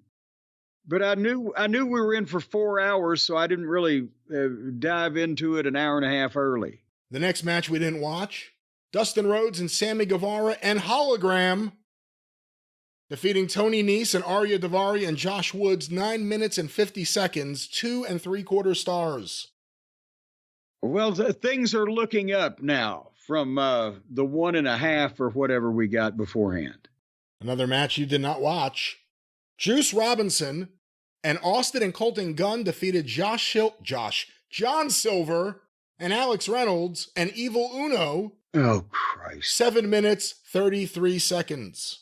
So they're still indulging that fat, pleather-clad fuck that he's a wrestler to where he can at least, work on, send him out on a pre-show. We don't want to hurt his feelings. What the fuck? 2 3/4 stars. He must have not been in much. Then came the angle where Sky Blue came out on crutches and Mariah May went after her to be saved by Queen Amanada. Sky Blue was a babyface. I believe she was a heel when she got hurt, so I guess they're bringing her back as a babyface, or maybe just because it was her hometown. No stars applied to this. I think the final match we did not watch, Mike Bennett and Matt Taven and Roderick Strong won a 3-team match over Dante and Darius Martin and Action Andretti and Beast Mortos and Shane Taylor and Lee Moriarty. 3.5 stars. All right, so that was the pre-show show, which had to go, about an hour and a half? We now go to the main card, Jim. MJF defeated Daniel Garcia 23 minutes, 41 seconds, 4.5 stars. All right. I mean, again, it was how would we boil down our critique of it? It was the best of a bad lot. That type of praise. This was not the best MJF match ever. They didn't, nobody just fucking broke their own goddamn leg or, tore their quads and was left crawling on their bellies like a reptile in the middle of the ring.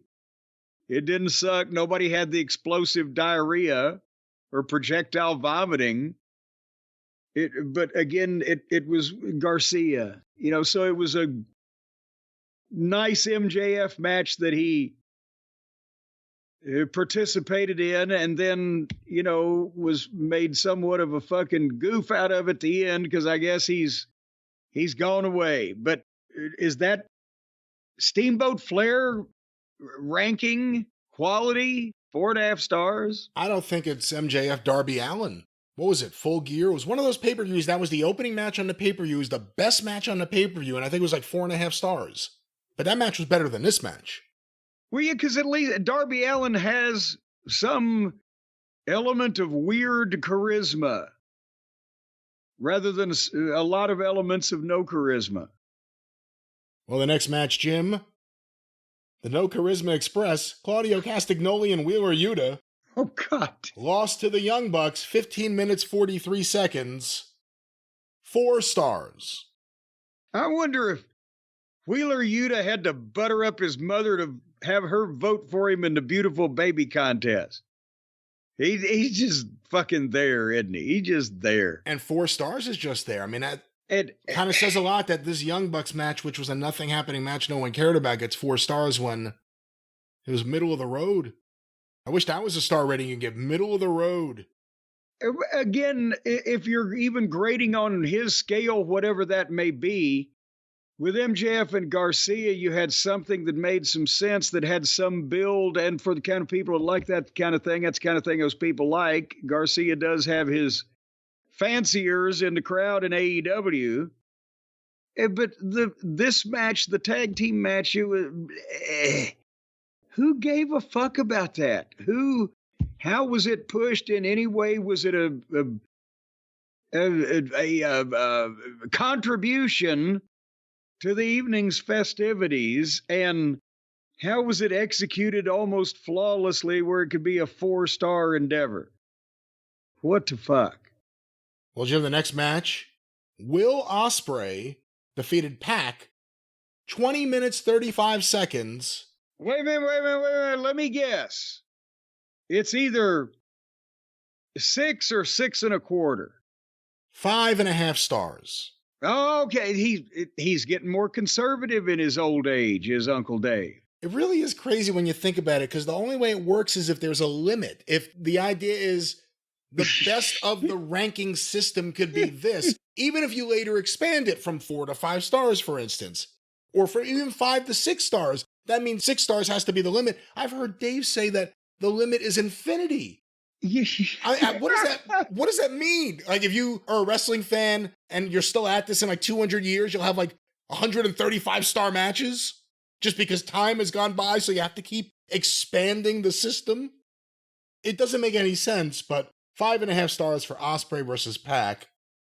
Well, I mean, it again, I hate to repeat myself, but for the kind of people who like that kind of thing, that's the kind of thing those people like. You know, they did all of the athletics and the gymnastics and the aggressive parkour, and they do it better than anybody else does. They're very sharp with it, that type of thing. But it got, as we mentioned, just ridiculous. It's not a contest anymore. It's live action kung fu movies and video games.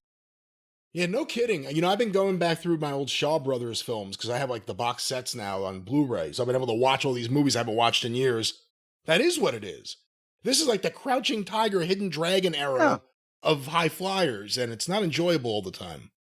And, you know, besides that, my God, when you're 5.5 stars, so we've surpassed anything in modern wrestling up until, 10 years ago in the Tokyo Dome or whatever, with all the great stars and the best workers there's ever been.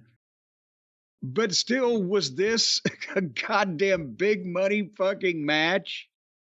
Was this a culmination of a major fucking angle or program or feud or whatever? Was this, or are you just grading on they didn't slip and fall on any of their big flips? See, the one thing they have going for them is the crowd was really into that match more than anything else on the show. It hurt the rest of the show, besides the booking. The crowd was into that match. What else was left to do? Well, the next match, Jim, Chris Statlander defeated Willow Nightingale in a Chicago street fight, 14 minutes, 58 seconds, 4 3/4 stars. Oh, and thanks for coming, Kurt Angle. If he got Stokely to manage him, maybe it would help. He never got, I don't know if he got 4 3/4, but he never got 5. I mean, and read, because I've seen bits and pieces of the recaps on that people have tweeted, but didn't he go on and on about the thumbtacks and the barbed wire and the garbage cans, and so took a muffler off a 67 Chevy and shoved it up the other lady's fucking uterus until it came out her throat and she was whistling Dixie every time she breathed? That wasn't this match. Maybe you're thinking of a Japanese match. But how is that? You took a wonderful shit. We've got to really, or well, see, that's boy, how that's, You infected more people with that virus than anybody else in town. We're going to award you a What the fuck? Well, you've kind of hit on another thing, not to say that this match was a virus or these women have won this. I thought this was the most enjoyable match on the show, and I said it before. But Dave is also graded on this curve of, I personally don't like it. I don't enjoy it. 4.5 stars. So now you're trying to think the way other people think, but you don't think? Like, there's no sense to that. Yes, no, there's no logic there whatsoever. Otherwise, now he's rating for, if you like this kind of thing, then this is the kind of stars you would give it, but I don't like this kind of thing. But the reason why I don't like this kind of thing is because it's girls bleeding and fucking hitting each other with goddamn blunt instruments. You sounded like the Beastie Boys for a second there. And going through tables. Girls, and going through tables and doing all this other goddamn garbage and the thumbtacks and the fucking hypodermic needles and the fucking, goddamn it, your plutonium, radioactive fission material. What the fuck? How hard do they need to make it on themselves? Everybody's already having surgery. Everybody's already hurt and banged up, or we're going to go through another pain pill era, or straight to, goddamn, let's just sign twice as many wrestlers as we need because half of them are always going to be hurt. So they can keep doing this fucking garbage indie bullshit and get 5 stars from Dave Meltzer. It's amazing, all the stuff in the 90s in Japan that was like underground and dark and Korakuen Hall wasn't sold out. That's the style that a lot of these people have accepted here in America all these years later. But, Jim, the next match, Kazuchika Okada retained the Continental title in a 4-way over Konosuke Takeshita, Orange Cassidy, and Mark Briscoe. 15 minutes, 6 seconds, 4.25 stars. Just keep moving. Just keep moving, because what the fuck? He gave one star for every person in the match, and an extra quarter as a tip. That's 25%. Well, this next one I'm interested in. Mercedes Moné retained the TBS title over Hikaru Shida, 16 minutes, 32 seconds. Did he? And that was the longest goddamn match of the previous several. And it seemed like every bit of it. Did he mention the wig? No. What? How does he not mention this? Maybe I must be missing. Let me just tell you, 2.75 stars. 2.75 stars is the star rating. The crowd was really loud early, so it was nothing like the Wembley match. The crowd was really loud, really? What? The crowd was dead, but these two just weren't close to the rest of the matches on the main card. Shida did 4 drop kicks. Looked like Stan Lane taught her how to do them. And the horse collar, but Moné made the ropes. There was some sloppy stuff. Shida did a nice Frankensteiner. One person almost scalped herself. Shida did a nice Frankensteiner, but missed the drop kick. Moné did the old bank statement, but Shida made the ropes. Moné did a sunset flip power bomb and double knees for the near fall. Moné came off. Moné bent over and her hair fell off. Moné came off the top rope, but Shida got her knees up. Shida hit 3 Falcon arrows for a near fall. Shida hit the katana, but Moné kicked out at 1. Both ended up in a tug of war over a kendo stick. No mention of the wig. That was another tug of war. And here's the thing, we spent a lot of time on the last few minutes of that match. Can you imagine if we had picked it apart minute by minute like he is? How the fuck could Dave not mention that the final several minutes of the match were her holding her wig in place, selling her scalp? No matter what she did or what was done to her, she adjusted her wig. That was the story of the match.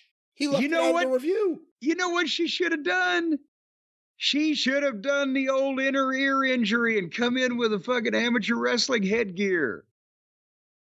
And that would encourage the people to make noise, like when Stan Lane got the artificial hair for that brief period of time. He did the old Mongolian stomper thing where you got a bad inner ear fucking problem, and if the fans make noise, it's going to be painful, and you get these things to cover you up, and that way it holds your wig on, and at the same time the fans are encouraged to scream at you so you can say, stop it. And they need to have some encouragement to make any noise except farting in her general direction whenever Mercedes comes out. You know, with the idea that and I'm assuming you have no idea how painful it is for the remainder of the wig and whatever glue holds it in place to come ripping off, we don't know. If it rips up scalp, we don't know. But if you had this happen and you were the promoter, the booker, would you almost think of it as a good thing that you could play into, that do something with, to make the match come alive? And then, again, even if you didn't do the headgear thing, just something the fans now have that they could yell at her and get excited about, teasing her over. It would just lead to something as opposed to selling your scalp the entire second half of the match. If I was the promoter, what I would do is check with my attorney. And of course, my attorney would be Stephen P. New, so he would know right off if there was a hair clause in the contract. And then I would go back and I would say, look here, I'm paying you allegedly millions of dollars a year. You didn't disclose to me that you were as bald as a peeled egg. You didn't disclose to me when I purchased you for all these millions of dollars that you were balder than a cue ball. And now I want to nullify this contract because I did not buy for millions of dollars of a wrestler that's going to be tugging at their wig all the time. Until you can grow some hair, I want my money back. If you're, again, we don't know if she's bald. I think she may just have real hair that's taped down so they can put the colorful wig on. Maybe she's got the heartbreak of psoriasis or whatever caused her hair to fall out or whatever. If you're Tony Khan, do you insist that she fires whoever her gluer is? Whoever did the glue job? You're blaming the gluer? Who else would you blame? That glue did not mix good with sweat, maybe. I don't know. Maybe the gluey. Maybe she did something. Maybe she was monkeying with it. Maybe she was, trying to fiddle around and fix it after it was glued. I think that the gluer should be at least brought in for a deposition, but you can't just blame the gluer ahead of time. And you can maybe the wig manufacturer.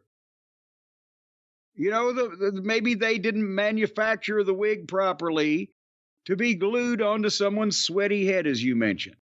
Well, let's move on here. It makes me wish I was still doing a show at Ron Fuller. I could have asked an expert in wig. Oh! But let's go to the next match here. Bryan Danielson. Oh, excuse me, ma'am.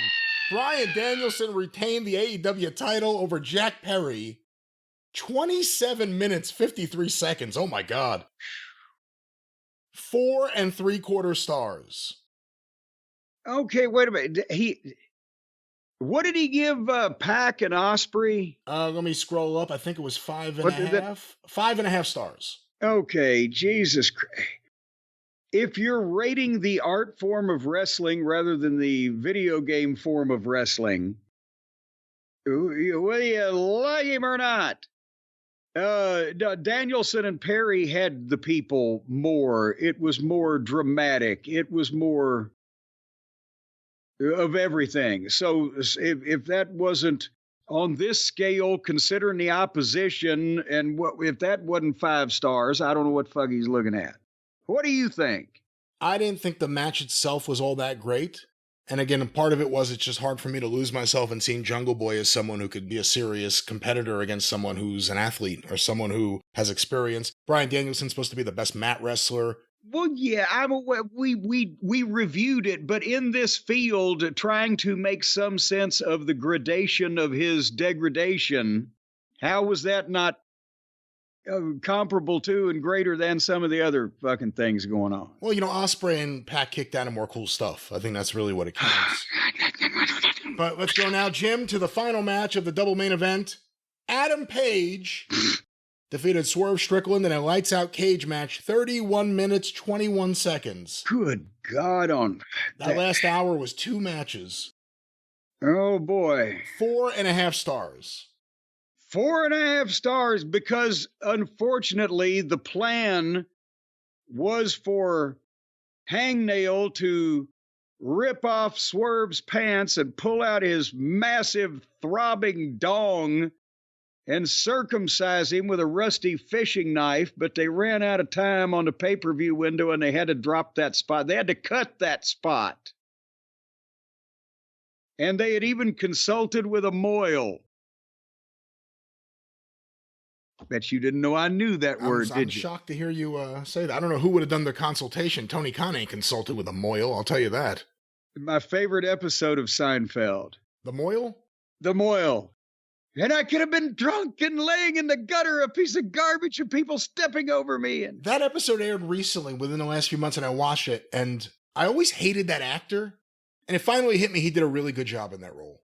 Yes, because he was so obnoxious that you didn't even like him when he was being brilliant. Yeah. Nevertheless, speaking of being so obnoxious that you didn't like him, but neither one of these fucking assholes were brilliant, did he have anything to say for the stabbing of the needles through the face? Has anybody come out and said, okay, yeah, he did, gave him Novocaine and made his fucking brain numb? Or what was that for? What was the concept of that otherwise than to be fucking weird? There's nothing in the match review, so let me just go up a little bit to what Dave wrote about the overall pay-per-view. Maybe he mentioned the wig here. I don't see anything here either. But he just 4.5 stars because they just did all these things to each other and didn't have any controversial opinions about the chair shots. Was the chair sanded down? Actually, let's hear what Dave says here. The performance by both men was great. The match included both men taking bumps on a cinder block, using a burned wood spike supposedly taken from the house burned down, multiple staples all over each other's body, with blood coming from chests, backs, and cheeks. The finish saw Page use a hypodermic needle and shot Strickland in the mouth and through the cheek. He is just, again, he's just recounting this like this is something. Can you imagine if a football writer, it was supposed to be writing about reviewing a football game, and he said then the quarterback pulled out a giant hypodermic needle and shoved it in the face of the fucking opposing goddamn guard. Well, there's a little more here. Let's see, because I'm just dry and just as matter of fact. The cinder block stuff was dangerous enough that Page's back was ripped open by it. The needle was gross, a turnoff to many, but not super dangerous. Oh, the chair shot is a different issue. I think one of the things that has happened is that with the current people involved in wrestling mostly becoming fans in the late 80s and 90s, there is no personal frame of reference to so many 1970s stars having dementia later in life, and probably won't until the era's stars they relate to get into their late 70s or 80s. To me, seeing the heartbreak of once brilliant guys not be able to remember a thing, far more than my parents' friends at a similar age, something you start to see when you are in your own 50s and those people are in their 70s. AEW will argue that the chairs they use are gimmicked and thus safe. It's hard to convince me of that. But given AEW has now done this twice in the last 3 pay-per-views, it looks like it's going to be a thing. And we are 17 years past Chris Benoit, and the mentality towards wrestlers from far too many fans is that they are cattle who should be there for our entertainment, and it's up to them to decide if they are fine with it, and we don't care. Anyway, I left the show with a very negative feeling. 5 stars. Yeah, he gave those matches like 4.5, like right under 5 stars. What's he talking about? All right, and we can come back to his foolishness if you want, but that brings something up. And can I address something real quick that nobody is getting the fucking point of about the 70s stars having dementia later in life and the chair shots and blah, blah, blah? May I? Yes, please, because as you're saying that, I'm thinking, how much of that was caused by chair shots? Yes. How many times did Nick Bockwinkel let Dick the Bruiser draw back and full on hit him as hard as he could over the head with the fucking chair without blocking it? Exactly 0 in his fucking career, right? I watched the guys in the 70s. I worked with the guys in the 80s. If every once in a while for the angle, for the big shocking thing on television.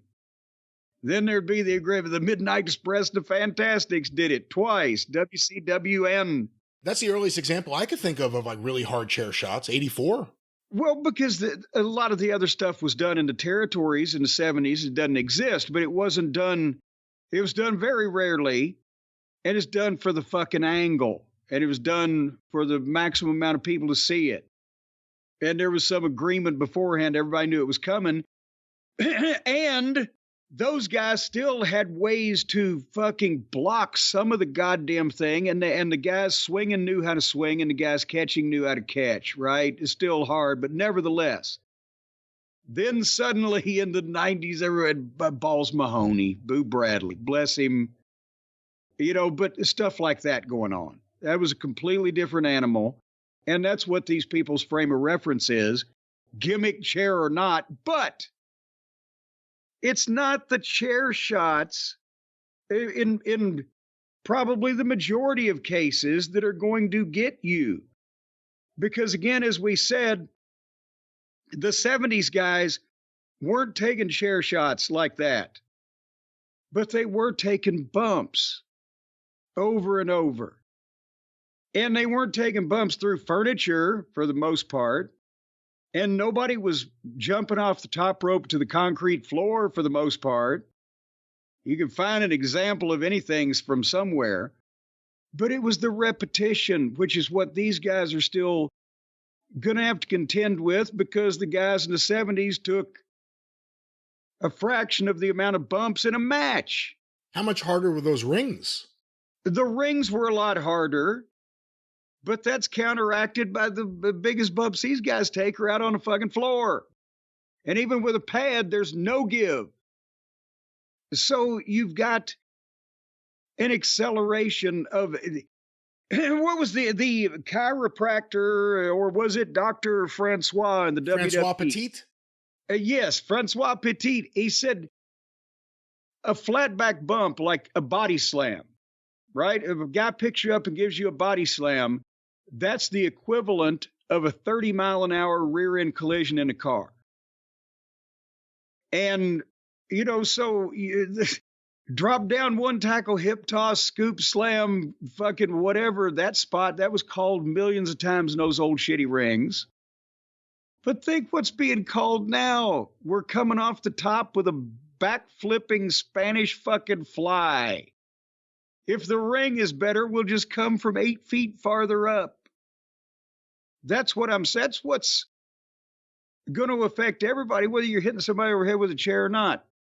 The chairs can be done with sensible fucking application by professionals who are told the way they're going to do it, regardless of how they want to do it.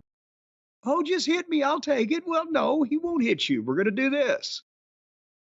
I did that in OVW and Ring of Honor. And nobody ever got concussion. A lot of people got hit with chairs. The right way. It did not be stupid. Yeah, I don't think it was chair shots that led to Vern Gagne or Red Bastien getting dementia. How many fucking times do you think Vern Gagne ever let anybody hit him with a fucking chair? Have you ever seen of documentary evidence, photo, video that anybody was ever allowed to hit Vern Gagne with a fucking chair? I think Eddie Sharkey may have tried once. Well, again, I'm just telling. But nevertheless, they're all fucking digging in the wrong well. It's just be sensible about how much punishment you put your head through, regardless of what the movement is. And these guys flipping over in that match the other day that we were talking about, the girls on AEW, she flipped off the fucking apron, go through the table, and caught Willow in the back of the head with her legs and knocked her face into the fucking concrete. They're just goddamn human pinballs, and it's going to catch up with them. Yeah, I always think that whenever someone does the dive that they set up and ends up like there's 8 guys on the floor waiting to catch the person. And the person's diving on them, the idea is that it's going to be a safe landing for them. But everyone underneath, there has to be one of those guys that everything's just landing right on his head, or somebody gets the knee, yeah, or somebody gets the elbow, and you need reconstructive surgery on your face. It's a matter of time. It's fucking ridiculous. That's why I've said I would rather let. And they have all done this to me. Jerry Lawler, Paul Orndorff, pile drive me 100 times in a row than be in the middle of those people to catch one of those stupid fuckers coming one time with his boot heels or his elbows or the fucking knees or the back of his head going to cave my face in because he has no idea where he's landing. Well, that was the AEW All Out Star Ratings by Dave Meltzer of the Wrestling Observer newsletter. No mention of the wig. We need to get to the bottom of this. You know what? It's a cover-up. Jim, any thoughts on the passing of Kuniaki Kobayashi? Yeah, I'm surprised to hear it. I have no idea that this happened. When did this happen? It happened this past week. Well, nobody told me. I didn't get a heads up on it. You know what? He was a fucking badass in his day, wasn't he? You know what? He looked more like Bruce Lee than anyone else. So when I first started getting Japanese tapes, I was a big mark for him. The hair. Where did he fall in terms of in between what rivalry of Tiger Mask? What year would I have seen him for? Was that 82-ish? 82, 83, because I think he was after Dynamite. He was I think he may have been really the last great Tiger Mask feud before Sayama quit New Japan and started UWF with Maeda and Shima. Yeah. And they called him Kid Kobe, did they not? Oh, I don't know. I've seen some, or I saw some magazines of the time period with with the fucking karate stuff and everything. He was very cool, as you mentioned. Yeah, I always like those matches just as much. I mean, the Dynamite matches are incredible and they are the historic ones, but as far as actual matches go, like if you want to rate Pac versus Ospreay ahead of like Ospreay versus whoever he's been feuding with for 2 years, the matches may have been better. Kobayashi and Tiger Mask. Oh, yeah, well, because they were doing some of these things, but they had still been trained by people that had the contest came first. They didn't lose the thread of the contest, and the aggression and the emotion was there. And even though Japanese wrestling logic has always been different, you didn't get the idea that it just, here, let's stand here and let each other hit each other, or let's cooperate in this extended series of gymnastic stalemates that go nowhere and then shake hands. It was quicker movement, if that's possible, and it looked more impromptu, more, like some legitimate escapes when a guy cartwheeled out of something and landed on his feet. You were like, oh, shit. He almost got him with that one instead of, oh, that was pretty. Like the people imitating Billy Robinson and Tony Charles, only not being salty old fucking middle-aged 40-year-old fuckers that really knew how to shoot, but guys doing homages. Some of the video game wrestlers look like an homage to the type of things that they were doing in the early 80s, junior heavyweight, light heavyweight division in New Japan. I prefer that to the guys copying Eddie Guerrero and Dean Malenko. Endlessly. Well, Kuniaki Kobayashi, there it is. Check out his stuff if you have never seen him. Kuniaki Kobayashi versus Tiger Mask and his red trunks. Check it out. That would have to be on YouTube, right? That would still, because you and I have the mammoth tape collections we've been watching this shit for so long, we just assume, well, yeah, pop one of those VHSs in the machine and check him out. Can they get it on the YouTube? It's definitely on New Japan World, obviously, but I think there has to be some stuff on YouTube or Daily Motion. So Kuniaki Kobayashi. Hey, Jim, one other thing that a lot of the listeners have been sending in. Batista is on a press tour for his new movie Killer's Game, or The Killer's Game, according to this poster here.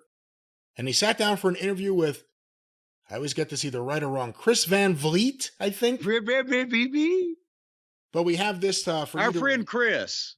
You know him. Well, I've never met him, but well, you've never met a lot of the people you call our friends every time you open a show. The listeners are my friends. Well, I'm sure Chris is a listener. Well, I don't know about that, but let's go to this. If he's smart, he is, but go ahead. This is from the YouTube page CVV Clips. This is Batista on Jim Cornette. Let's go to this. 2002 is talked about all the time. It's legendary, right? Did that help you or hurt you? Like help you in the fact that you're learning and growing with Randy Orton and John Cena, Brock Lesnar and Shelton Benjamin? Or does it hurt you that now you need to do that much more to be better than them? It didn't hurt me as far as they went. They only helped me. They only drove me. Like when you are surrounded by greatness, it brings out the best in you. And these guys, to say they were competitive would be a massive understatement. I mean, it was a class full of studs, man. These guys were athletes. Let me stop it there for a second. Any problem with what he's saying? No, I agree with him, and it's pretty much the consensus from everybody else that was named there that they all kind of felt. They all kind of felt that way. Let's go back to Batista, see how he felt. So I was good there. I needed them. Thank God they were there. What hurt me was my character that I had in OVW, because I really had, and I always get grief about this because people think that I don't respect Jim Cornette, and I really do. And the reason I do is because Jim Cornette taught us so much about the history of wrestling. He taught us so much about the traditions of wrestling. But I won't back down when I say that career, that character, it stunted my growth in OVW because I had nothing but squash matches. That's what I did. Leviathan? I went out in 2-3 moves and my matches were over. I had Goldberg matches. Let me stop it here for a moment. There's a little bit more, but any initial thoughts on this? Well, here's the problem. Yes, on TV, he had squash matches. And when we introduced him, he had some in house shows also. But Brian, you've seen some of the programs and some of the videotapes. Who did he wrestle at the big matches at the Louisville Gardens? The Big Show, Paul White. That one, The Big Show. Yeah. He also wrestled Kane. Glenn Jacobs Kane. He was the guy to wrestle the giant muscular wrestlers. Yes, he also, when he lost, because he was going to the WWF or WWE, he lost to the guy named the Prototype, who was John Cena. I think the match went fucking 14, 15 minutes, whatever. And then there was the problem of the classes. We didn't fucking say, goddamn, don't come to class. We didn't say, I'm not saying he didn't come, but I'm saying we didn't say don't come to class, just do TV squash matches. He was in the classes, except when he was injured. And he was doing everything everybody else was because it didn't matter what your gimmick was in class. And Rip Rogers was teaching the same things verbally to everybody that was there. Regardless of what their gimmick on television was. And Dave at that time, I've said he was very meek and I appreciate the nice things he said about me. And I'm not saying anything bad about him, except he was very meek and he seemed very unmotivated a lot of times because I don't think he was comfortable with the gimmick because, Brian, let me ask you a question. You loved horror movies when you were a kid, like all fucking young boys. We like to watch the creature features, right? Well, my era was Friday the 13th and Nightmare on Elm Street and Child's Play. It was a great series of movies, yeah. The scary movies, right? Yeah, lots of fun. And Michael Myers a cool motherfucker, right? And Jason. Never got into Halloween. Well, okay, but I'm saying the stars of these movies, whether it's Frankenstein because you're 100 years old, you're as old as Carl Laemmle like me, or whether it's goddamn, or whatever. What a reference. What, you win today. You're the winner. But the point is, here's this guy, he looks like that. Why have you shaved your head and fucking jacked yourself up to weigh 340 pounds at 6'5" and you got these tattoos? If you don't want to, and somebody gives you the opportunity to play a fucking monster in a horror movie and you're not having fun with it, you wanted to instead Batista, when he was dressing like James Bond and sunglasses and he was a ladies' man. Well, the other thing is, you and anyone else who knew anything about wrestling, you wouldn't have thought more than likely that they're going to bring up someone who looks like that and at the time moved like that and have him wrestle classics. That would have been an unreasonable thought to train him towards that, wouldn't it have? Well, and also, like, when Big Show came in, he understood, right? I said, we're building this guy. He's the monster. You're coming in as the irresistible force for the immovable object. And he was calling shit where Dave would spear him out of his fucking boots. And Dave would give him the big, belly to back, whatever the fuck, and do all of his shit so he could help get this guy over. So it wasn't like squash matches when he's wrestling. And Glenn did the same thing. And as a matter of fact, the way that we beat him against Kane was that Steve Austin rolled in remember at the big Christmas Chaos show, Steve Austin rolled in and gave Batista, Leviathan, a stone cold stunner, and then Kane choke slammed him or whatever the fuck. We protected him. He was never beaten because he wasn't a good enough worker back then to get beat looking like that and still not kill himself. That's industry terminology. I don't mean he would commit suicide. I mean, when a guy was green and looked like that in the territory days, unless you beat him in certain ways to protect him, and he didn't know any better than to just let somebody fucking beat him, then it would kill him. It would kill him off. It would bury him, as they say. So that was the strategy, and that's what he got over to our audience more than almost any, whether it be Cena or Lesnar or whatever, as the personality that he had here. The people turned him babyface because it was so it was something they enjoyed, right? But the point is, I said it a different way rather than, yes, we were pointing him to, I figure I can train him for pay-per-view matches and runs and rivalries with The Undertaker, with Big Show, with Kane, with go back and look at the roster in 2001, 2, 3. There was a few more there. Mark Henry, who was training with him down here a lot at the same time. But also the way I told him, I said, you can't go out there and start taking arm drags in the second match. Your look is also a handicap. And I mean, I've seen pictures of him lately. He's dropped a lot of weight. I hope everything's all right. But everybody go back to a picture of him. At one point, right before he got here, he weighed 375 pounds. Wow, he was that big? When he was training, I believe, with Alpha, I think when he started. Wow. And it's not like he was a fat fucking guy, right? But when we got him, I'm going to say he was between 335, 345.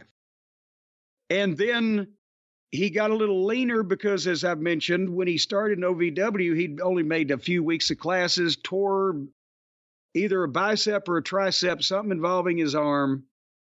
It's been 25 years, pardon me. Where he had to get surgery and he had to sit out for a few months, and he was observing classes and he dropped some weight. But the point is, how the fuck is he going to go through developmental and him show up as an unknown fucking guy to do a local dark match? You couldn't. No, you can't be taking arm drags in the second match. You have to be a main event guy the way that you look, or be used somehow in the periphery of a fucking top spot, or elsewise it's fucking ridiculous.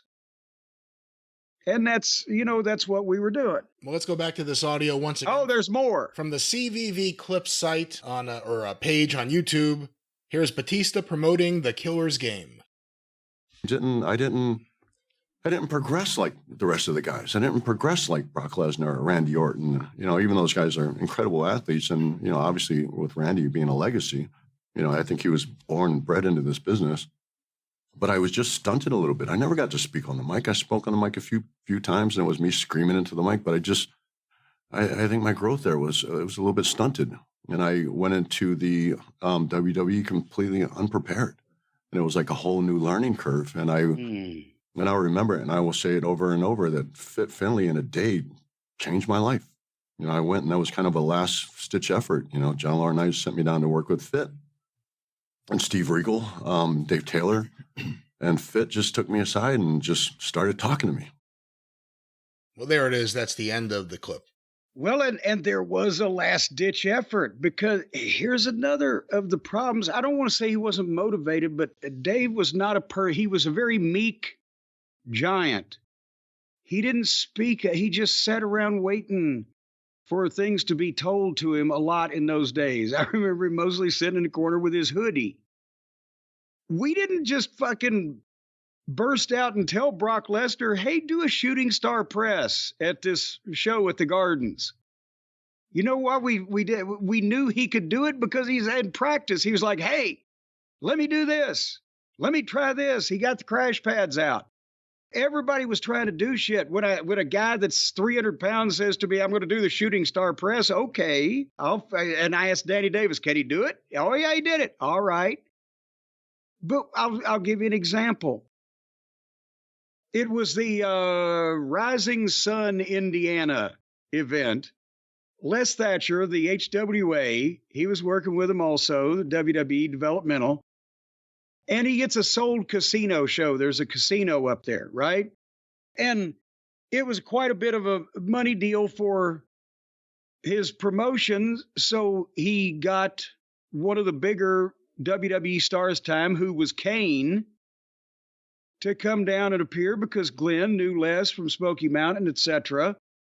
And I brought Leviathan up to wrestle him in the main event, because then we could put on the pictures of Leviathan on the posters. Hey, kids, make your parents bring you to the casino. Look at these two motherfuckers, right?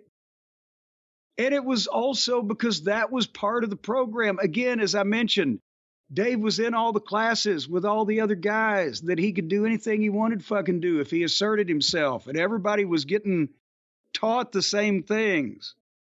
So, and I was teaching him how to work a gimmick that might lead him, same way I did Glenn, to a multi-year program with The Undertaker for pay-per-view.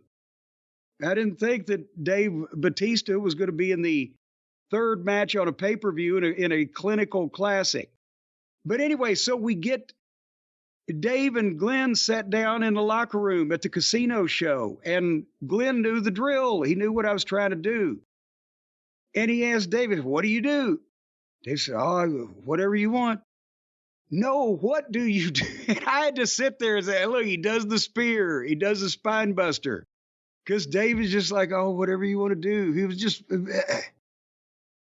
So we were giving him these opportunities. I don't know what Fitz said that made the bell ring. Maybe it was that they had sent him down there as the last gasp. Maybe the last gasp made the bell ring. The next person that talked to him gave him a good idea, but I don't know. Maybe he just needed more personal reassurance and petting, because everybody else would just say, hey, do your shit. Well, there it is, the comments of Batista promoting his new film about Jim. No, wait a minute. We won that suit. He cannot make a new film about me. No, that's not what I was saying. That's not what I was saying. You said he was promoting his new film about Jim. We got the script squashed. As a matter of fact, it's stamped confidential. What do you think when you hear him say that he respects you, that people are wrong when they say he doesn't, that he really does?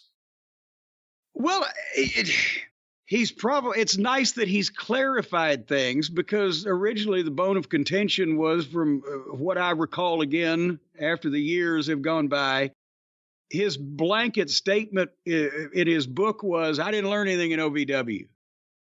And I'm like, really? You didn't learn anything from Danny Davis, from Rip Rogers, from all of the WWE affiliated trainers and coaches and producers that came down, from Tom Pritchard to Al Snow. I can't remember who was going through at his specific time period.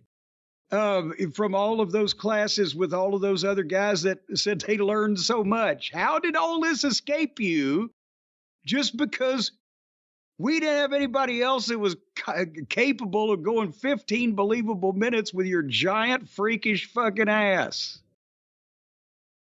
And you mean that in a good way? In a good way, yes. It violates every rule of fucking wrestling not to put that guy on Again, I dare anybody, go back and look at a picture from 2001 of Leviathan in OVW and tell me that you would have this guy get on TV and not just beat up 2 or 3 people at a time in about a minute to promote having to buy a ticket to see him against Kane or against the Big Show or against the OVW champion, whoever that may be at the time. That ain't going to be on TV. That's why you got to pay to see it. Motherfucker, this is goddamn wrestling. If you can't learn how to think about the business rather than just be a monkey and do moves, from that concept, I don't know what to tell you. Well, you know, Jim, one thing Batista can do is call somebody and say that he needs a good phone plan. Or possibly to gain some weight, drink a milkshake. But, you know, our friends at Mint Mobile don't make milkshakes, but they do make wonderful phone plans. And, Brian, they send us some PR information, some advertising info so we can pitch these things. And it says, you know, when you discover a song that you bump on repeat and have to share it with your friends so they can experience just how awesome it is. I don't think that really takes into account how awesome it is when you find out what kind of phone plan you can get from Mint Mobile. I think it's more like when you go to court and they let you leave, or when you get out of jail, that type of or when you've come back from taking the test and they said it's negative. That never happens. Who's gone to Court Bauer and been allowed to leave? I'm not talking about that kind of court. Oh. I'm talking about the kind where sometimes they keep you for a while. That type of relief and exhilaration and relaxation comes when you find out that you can get a cell phone plan from Mint Mobile for $15 a month. It's a 3-month plan. That's $45 altogether. You see the math there. And you get the unlimited high-speed data and the talk and the text that all the other big high-priced phone plans have, and you don't pay that much money. Now, occasionally, there is a party line aspect to it where you're not paying much money, so you might have to wait until Gertrude hangs up with Eloise talking about their rheumatism. But otherwise than that, it's the same as all the other phone plans. There's no party line aspect to this. This is a real phone plan just for you and just for all your phone needs. It's just like everything else, but cheaper. Well, imagine if you got on a party line with somebody that was engaging in some type of erotica via the telephone where you could listen in.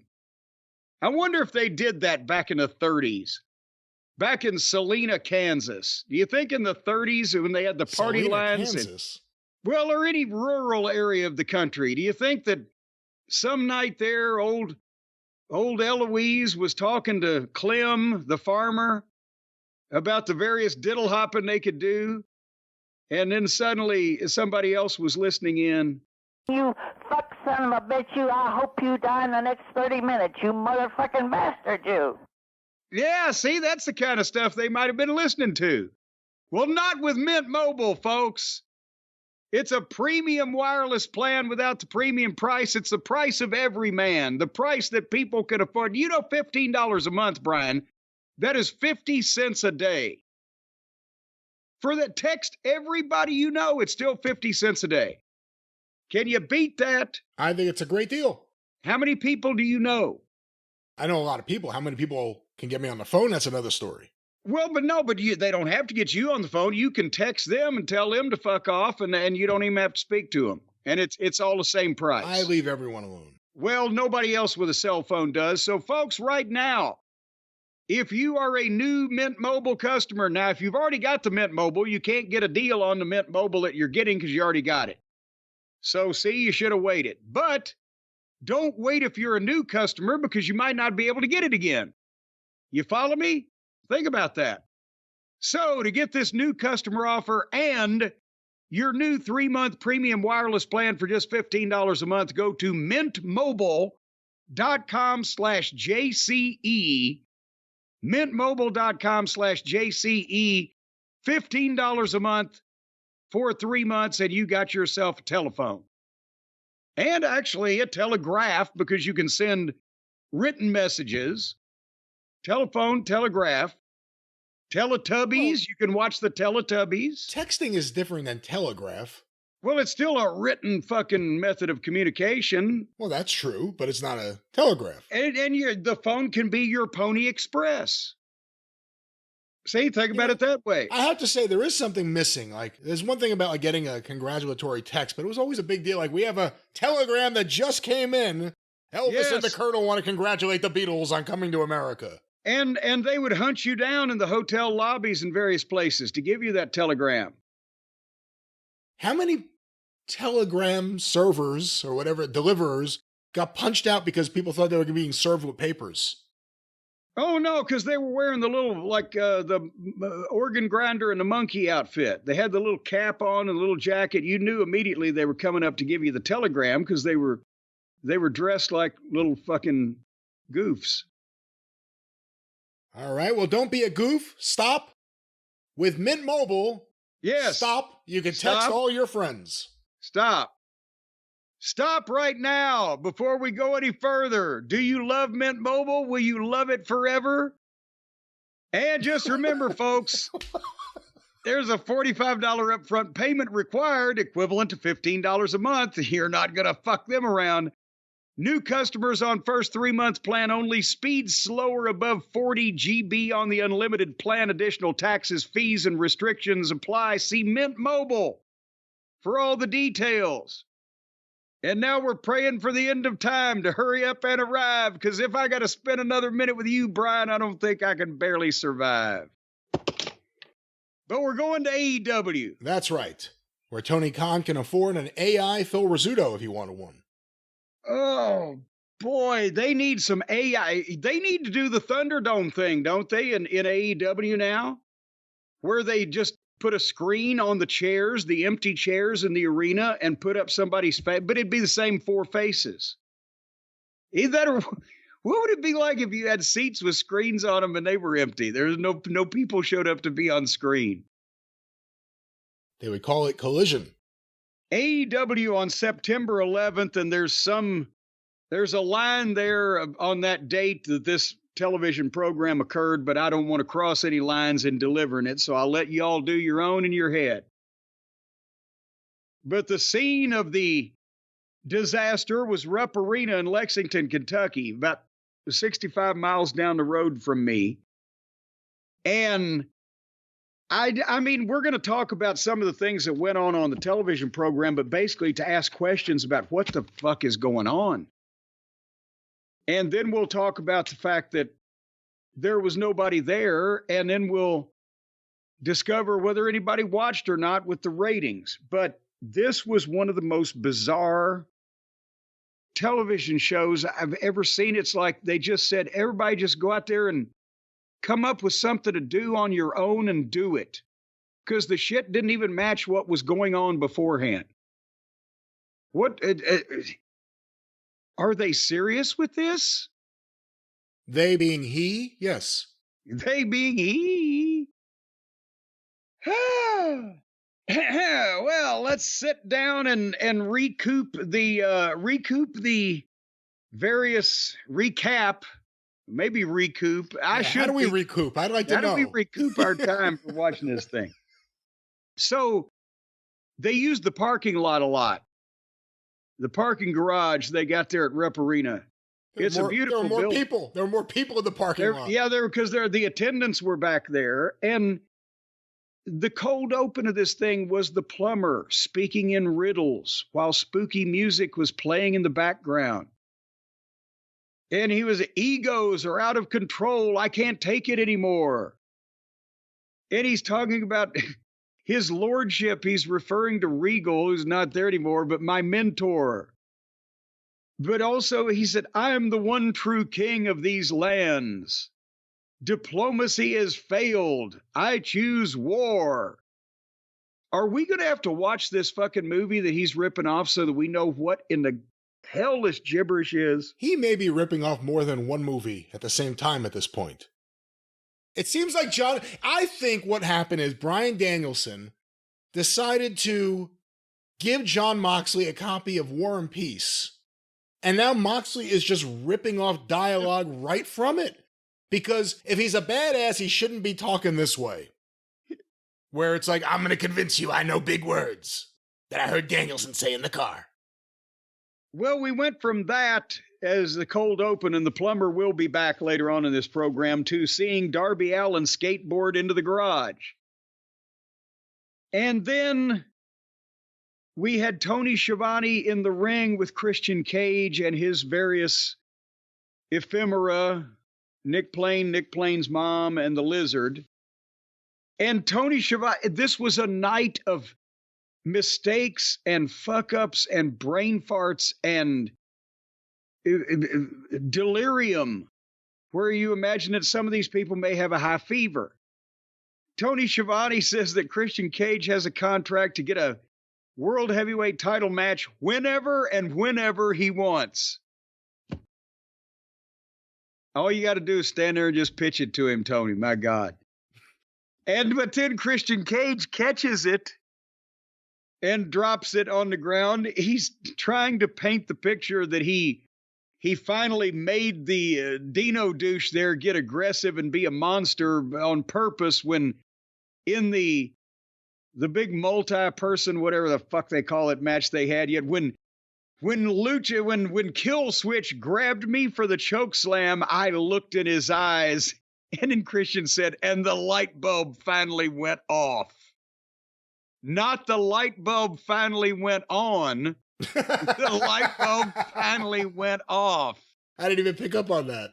That's exactly what he said. The light bulb finally went off. Yes, he went from having some semblance of thought in his head to being completely blank and vacant. And then, so now he's a monster and a killer because his light bulb went off. And they did small whats from the small crowd, but they kind of started chanting Luchasaurus a little bit. But Cage wants to take the world title from Bryan Danielson, and he's like as you've said before, a Bond villain, but it was a good heel promo, especially in this, judging in this atmosphere. But if a good promo falls in an empty forest, does it draw any money? Did I miss any of the nuances of this thing? Probably not. I've said it before, I'll say it again. I like Nick Wayne in this role. As far as all the young, skinny guys on the roster, I think he's the least offensive because you buy him as a young punk. I shouldn't say punk. You buy him as a young punk, or someone who just doesn't do right, or someone who makes bad decisions and they have a mom leading him along the way. You buy him in that role. He works. You buy him as a juvenile delinquent. Yeah, I hate to put it that way, but yes. They should have him flattening tires and like keying doors in the parking lot. And smoking behind the barn. When you were in high school, there were certain kids you always went to school with, and then one day they were gone, and you're like, oh, did they leave school? Oh, no, they got sent to Nike. What's Nike? That's where they send the bad kids. Oh, okay. Is that how they make those shoes? I don't think that's the same sweatshop, no.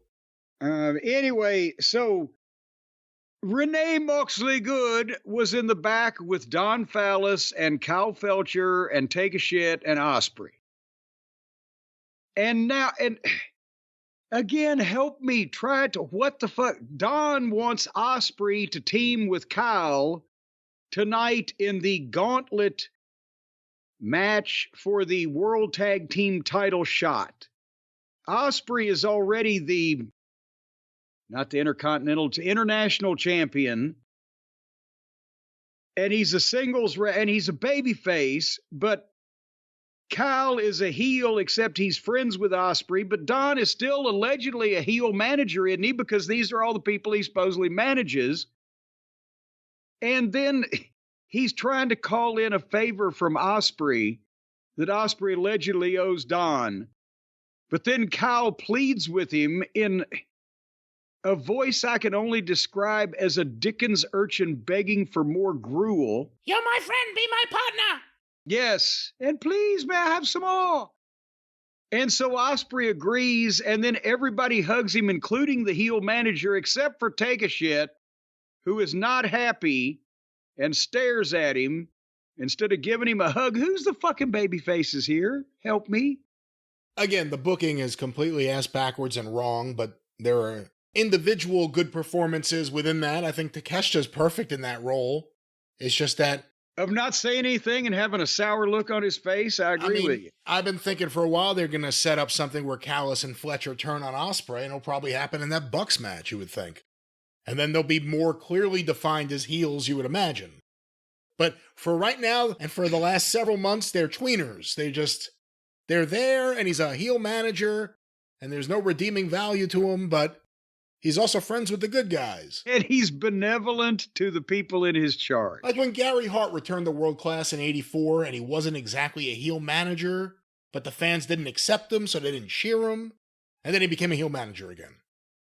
And then he sliced open the missing link. Anyway, they had a TNT title match. Now Jungle Jackoff, old Mr. Perry, he has to pull into the garage or the parking lot or wherever, I guess, of the arena in his dingy black scapegoat van. So somehow, apparently, instead of being a celebrity who flies first class or at least business across the country to wrestle on this national television promotion, he's driving this goddamn Chester the Molester van across the country in the highways and byways to get to the shows. And again, is one thing if they show a van like that pulling up to the show and a Nick Camarado or something gets out of it. It's Jack Perry.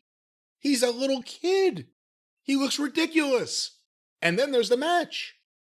Well, and then the spooky metal music, though, where he walks out and it's very ominous, and there's 2,700. Well, no, I think, what was it, 2,700 tickets distributed. Who knows how many took them up on it. But there's, in a building, it seats 23,000 people for basketball, and he's walking out there and there's murmuring. How the fuck? And the guy holds the sign up that we would see a lot over the course of the night. Jim's not going to like this, across from the hard camera. And they were very perceptive on their timing on when I would and wouldn't like something. And it's Jack Perry against Leo Rush. Wasn't Leo Rush a fucking heel?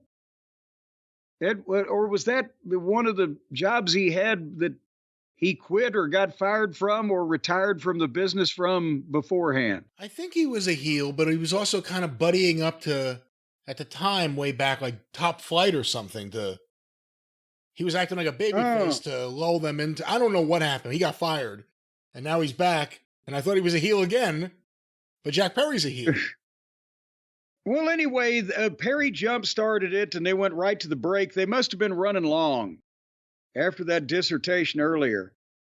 And when they came back from the break, boom, boom, boom, and I'm just listening. Perry gives Rush the Snapdragon suplex, and there's silence. And then Rush runs to the ropes and jumps, and he does these unorthodox moves, taking advantage of his microscopic size and his quickness. And he's going to do some kind of ass first bounce off the bottom rope and bounce backwards into giving Jungle Jackoff a flying stunner. And he stumbled and fell on his ass, but the counter to the flying stunner was going to be that Jungle Jack was going to run and give him the knee, right? Coming off for the stunner. But since he stumbled and fell on his ass, Jack went over the top of him and fell on top of him. And then he jumped up and hit him with another knee. 1, 2, 3. And then, was it because that he had completely missed his goddamn first attempt because the guy stumbled? Or is this part of his character that Perry just then, as soon as 1, 2, 3, he rolled out and walked out to no response, didn't look back, didn't milk the camera, whatever the fuck, just like, fuck. And boom. And then I guess they may have wanted to address that or whatever the fuck. Marvez, Bar Brady, was in the back where Perry walks up and says, people like me are crucified in this life so we can be worshipped in the next. What? No, yes, that's what he... Yeah, no, I know that's what he said. That was my reaction. What? Yeah. You? People like you are parking attendants in this life. What does he mean? Skinny people that grow their hair long and grow beards? I don't know. I don't know. The children of rich, successful celebrities? We will always be crucified. We're not Nepo babies. We're scapegoats. Maybe that's really what he's talking about with the whole scapegoat thing. He's rejecting being a Nepo baby, gets the worst looking, like you said, Chester the Molester van, paints it all black, drives into the parking lot, jumps out with his belt, jumps back in. Maybe that's what it is. I'm still thinking that somebody needs to ask the local authorities to look in the back of that van.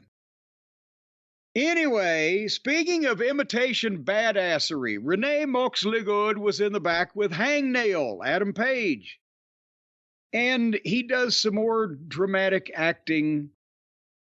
And then, just because obviously it called for it, even though they don't usually do this, after his interview, he walks off and they just follow him with the camera. And he walks past a bunch of random job guys.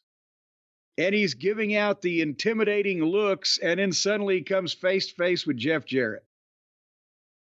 And Jeff Jarrett, it cuts a promo where he basically psychoanalyzes him and tells him what's wrong with him and that his toughest opponent is going to be the man in the mirror. And then Page punches him and tosses him over some chairs. And Karen and the jobbers all come in and Page walks away. But regardless of whether Page's acting is bad or the whole thing is preposterous or what, it's kind of a moot point. Again, this show, everybody's brain farts, everybody's quality control. I'm surprised there wasn't another fake drywall wall in this. If you watch this segment, in the back of this, there are like 5 or 6 building employees, like the concession people or somebody in fucking, maintenance, whatever. They're sitting in a row of seats against the wall and they're just watching this. And Brian, what happens if you are an employee of an arena backstage, or if you're an employee of any company anywhere, and within 20 or 30 feet of you, 2 guys suddenly start fucking wailing away at each other at a big fight? You don't necessarily break it up, but don't you stand up and assess whether you need to get further the fuck away? Yes, absolutely. No, they're sitting there. You see, one guy's with their legs crossed. They're sitting there watching this shit, right? They couldn't say, hey, can you please get out of the way of our shot? Well, maybe it's because if you're in the AEW backstage area, you're used to seeing these kind of skirmishes break out. It's not a big deal. It just, what the fuck? They can't even look through the viewfinder of the camera and think, if those 6 people are sitting there while this big fight's going on, all these people are running up yelling, and they're sitting there like they're watching a movie, maybe we should ask them to goddamn move over or change our camera angle.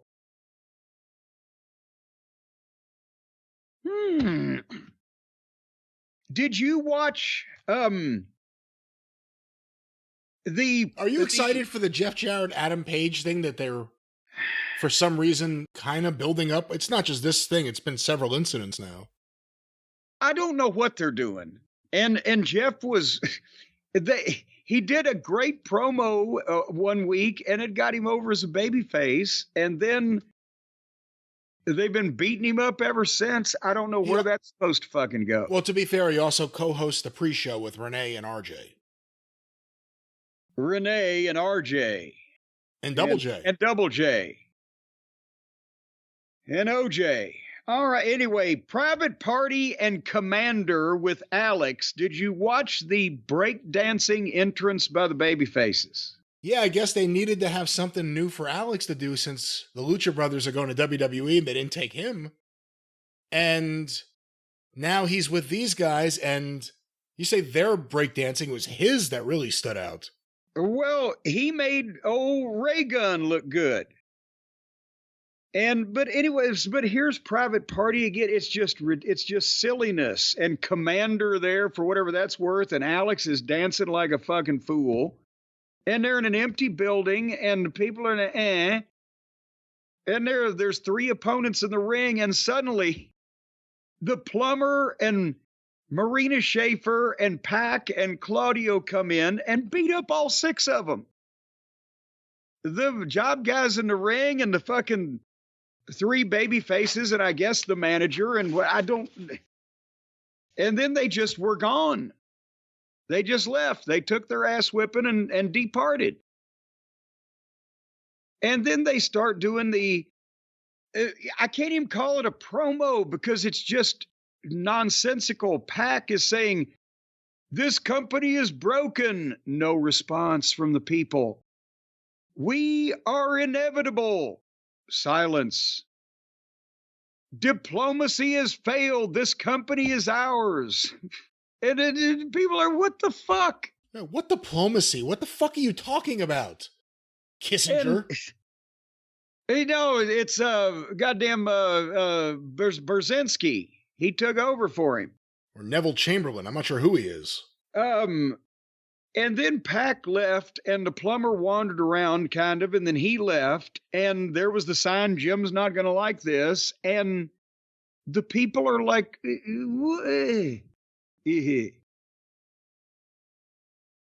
Anyway, should we move along? Well, what do you think? Again, this has been playing out now. Jon Moxley invading the show, even though he's one of their wrestlers, and beating everyone up and saying that it's not their company anymore, and he wants to speak to Darby Allin. And again, Pac now gets on the mic, and there will be no diplomacy, be no embassy, there will be no ambassador. I don't know what's happening here. Whatever direction they're going to go, and we don't know yet. There's still people that think Shane McMahon will be tied to this. Yeah, well, and there's still more shit going on with Moxley and Darby on this program, but go ahead. But just what do you think of this tone? Because like you said, and it's not just this, so this isn't really singled out, the crowd's dead. The crowd's not reacting, and it seems like these guys, specifically Moxley, is performing for himself. Yeah. They're auditioning for reading poetry, whatever he's saying, and they're auditioning for things they'd like to do in the future whenever the billionaire finally gets tired of paying them. We've seen the WWE create intrigue. Who's going to turn in the bloodline? Which way is that going to go? Whatever. But this is speaking in riddles when people don't even understand the particular riddle game they're playing, or where any of this is coming from, so that you can explain it to them afterwards, maybe, whenever whatever needs to be revealed is revealed, and then there's an aha moment. Oh, now we understand all of this. Except, are we even going to ever get that moment? Or is this just they're being overly dramatic because they think it's cool? They're all getting a chance to be creative. But no. The people were sitting there going, what the fuck is going on here? We don't understand this. We can't even hear Wild Thing anymore. Yeah, by the way, it seems like security would have a pretty good idea of where he is. He just walks through the crowd from the same place. If you had to stop him from attacking people, it wouldn't be that hard. But then we wouldn't be able to figure out what is going on here and whose company it is. And they better hope they got Shane McMahon to make them forget how this whole thing started whenever I don't know whether they'll ever tell us or whether he'll just keep going on acting like this and they'll never make it clear. Well, what was next on this show? Well, I'll tell you that Chris Jericho wants the $7,000 for his jacket that Orange Cassidy dumped on him 4 years ago. 4 years ago. Why is this a thing now? Because he wants the money. He's hard up. I want the $7,000 from 4 years ago? Now? Jesus. Yeah. The lack of creativity in some of this stuff is amazing. Well, we'll hear more about that later on, because this show was just the same people over and over with the same grievances. Ricochet got a big singles match with Sammy Guevara. Brian, remember when Sammy Guevara was over? I do. I remember when we thought he was going to be one of the breakout stars, and you remember when they were standing up and down screaming until they got to know him personally, and he kept continuing to be a dipshit over and over. They have all successfully teamed up to negate Sammy Guevara. He came out and they're like, nothing. And they have the match, the video game match. Sammy backflipped. Wait, did you even say who he's wrestling? Ricochet and Sammy Guevara. Okay, I didn't know if you said Ricochet. Yes. Well, yes. I think I said it. Well, God damn it. I'll say it again. Ricochet and Sammy Guevara. And again, they have the video game match. Did you see Sammy backflip off the entranceway and almost break his own leg? Yes. He's loco. Oh, and he made sure to show us at first. And again, people used to love that, right? They popped on a guy diving off the goddamn balcony, but then they didn't care. And I guess, did he finally get enough heat on himself that they just said, fuck it, we're giving up on Sammy? I don't know, but I think a lot of the problem beyond personal things or behavioral things was they tied him to Jericho for too long. And they broke him away once, and then they brought him back to being Jericho's lackey. Yeah. And unfortunately, one of the only things left to do is have him do a feud with Jericho and beat him. And the last thing anyone wants to see is him feud with Chris Jericho. So it creates a real problem. Well, and also Ricochet, the new high-priced high flyer, he won the match with 2 kicks to the head and some kind of suplex. He does all the dives and all the flips, and then his finish, I'm going to kick him in the head and suplex him. And he just kind of beat him flat, but then Rigor Mortis came in and speared Ricochet. So this, again, he's one of the new masked luchadors, but he's the big one, the fairly thick fellow. And when he spears Ricochet, Ricochet sells that like grim death, and Sammy comes back in with a chair and saves the guy that he just got beat by. And then Mortis leaves, and Sammy and Ricochet shook hands. So, what the fuck? Does Ricochet seem special or just like one of the guys there already? He's one of the guys. Have we heard him speak yet? We've seen him stare at a TV monitor. And they're going to do him and Ospreay. That's, one of the big matches that they're excited about. I mean, we've heard him speak in the WWF, so I'm not excited to hear him speak, but he's in a new company, and he's already going 15 minutes with middle card or unimportant people, and, and he stands around and watches TV every once in a while. And gets speared by a fucking miscellaneous masked Mexican guy. So then Renee Moxley Good was in the back with Okodi, who was trying to emote himself. Now they've got him trying to act, and he was fake, almost crying because of how, it was a tough fight, but he managed to win, and then he, laughed about it. And then Don comes in. He's a heel manager. He's got his boy Take with him and says, hey, you didn't beat my guy.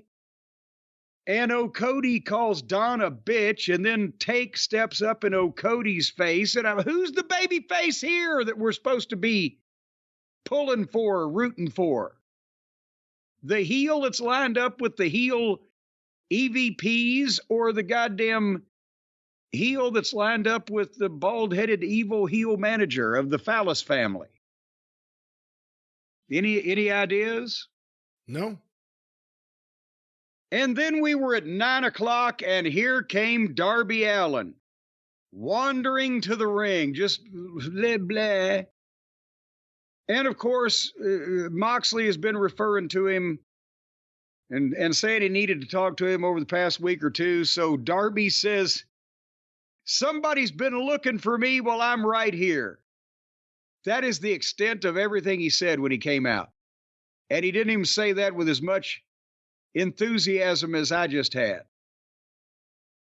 And then Moxley's new music plays, and here he comes with Marina Shafir wandering through the arena. And Shafir goes face to face with Darby. She's got bigger arms than he did, and he was wearing a big pink bushy hoodie. And then, Brian, is this another? Is it so smart, so inside that I don't even understand it, much less the average wrestling fan, where they talk about how Moxley says nothing has changed between me and you. Any kind of half-ass has been putting him over, but whatever the fuck. But then Darby cut him off, and I used to be a homeless dishwasher. And AEW gave me everything, and you were my hero because you wouldn't change for anybody. You still do indies. Oh, joy. But then he bitches him out about what he did to Brian. But you used to be my hero. Don't we hear that all the time now? And/or I used to be a homeless dishwasher. We just heard the hero thing, or the I look up to you thing, from Britt Baker in the Mercedes Moné contract signing a few weeks ago. But I mean, most people would go, what the fuck? You still do indies. You're on national television. You're supposed to be a big star. What are you, a fucking idiot? But it's a hero type of thing, a noble thing for them, because he used to be a homeless dishwasher. So what do you want, Moxley, is what he's saying. So Moxley then, and Brian, this is where you got to help me, and we got to help the viewers or the listeners or everybody. Everybody needs help. Moxley then says that Darby Allin was going to wrestle Bryan Danielson for the AEW title at Grand Slam, which is the Dynamite episode from the Arthur Ashe Stadium. But since Danielson is indisposed because of the plastic bag that was put over his head, apparently he's tried to murder him. Yeah, I tried to murder him. They didn't try to injure him. They tried to murder him. Yeah. So, and hey, Darby, you weren't ready to be the world champion anyway. So Moxley wants Darby to hand over his title shot that he earned with Bryan Danielson to him. But Darby says, well, I'm not just going to hand it to you. You got to do something about it. And Moxley says, okay, then in New York City on September the 25th, the title shot, they're going to fight for the title shot. The winner gets the title shot. And then Moxley talked in some more riddles and kept saying, I don't have time to explain to you now. I wish you had time to explain this to us. But I don't have time to explain, but this is the way it's going to be. Why don't you have time? What else are you doing? What else are you doing? Wandering around. Come out the entranceway instead of through the crowd and save you 5 minutes a night. But anyway, so now we've established that Bryan Danielson, the world champion, can't wrestle Darby Allin at Grand Slam because he's been bagged. So Darby is going to wrestle Moxley with the title shot against Danielson on the line. That's where we've got so far in this thing, right? Well, technically, the title shot is on the line, but yes, against Danielson, it would appear. Yes, they're going to wrestle for the title shot. I can't explain anything else. I got to go. I got a cab waiting for me. I have to go. But just remember, that's where we've left it. Yes, Bryan Danielson cannot wrestle on Grand Slam, so we're going to get Darby Allin versus Moxley. And you know what? For AEW, that's a pretty big match. That's the match at Grand Slam because there's no Bryan Danielson. For the kind of people that like that kind of thing, that's the kind of thing those people like. Yeah. So then we see dramatic foreshadowing in the back. Christopher Daniels is about to say something, and Nigel McGuinness comes in and he said, I've got to talk to Tony Khan. And then we have to set through Mariah May versus whoever, and the Buckaroos, Maddie and Nikki in the back with more of their blathering, where they never really do anything anymore, and not that anybody's clamoring to see them do anything. But then we get, again, this show, the disastrous everything. Everybody's brain farting, everybody's fucking up, everybody's missing shit or saying something wrong, or there's no people in the building. There's another Jericho promo about his jacket that, he wants the $7,000 for, that Pockets poured the orange juice on him. And he's stolen Pockets' backpack. And he showed a picture. In this guy's backpack, we're alleged to believe that he carries around an 8x10 framed picture of him with his former best friends. Remember Chucklefuck Taylor and Trent? And then Jericho is saying there's Statlander was in the photo. Forgot, yes. I bet she'd like to forget she was in the photo. And then, as Jericho is knocking, there are no real friendships in pro wrestling. Everybody's going to use everybody, blah, blah, blah. Then there's Big Bill looking sideways at him, right? Like the light bulb went off. And he starts, so that's dramatic foreshadowing.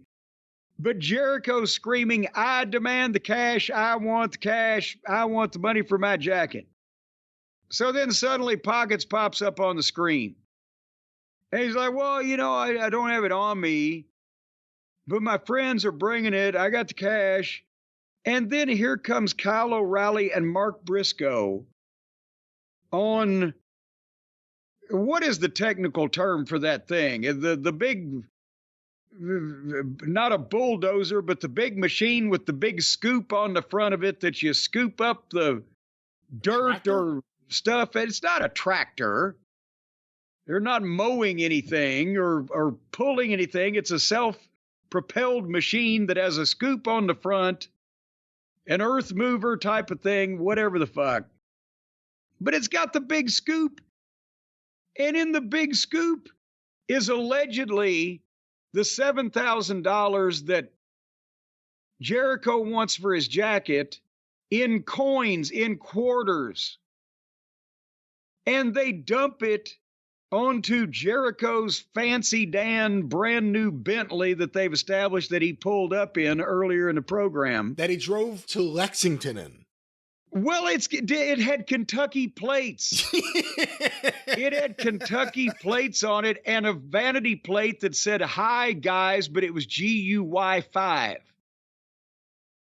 So I don't know where is a gimmick plate, it has to be, but also where they got, but the point is they were trying to recreate Mr. McMahon's Corvette and Austin dumping cement in it, right? Same flavor of thing. That was supposed to be, but when they dumped the quarters into the car, nothing fucking happened to the car.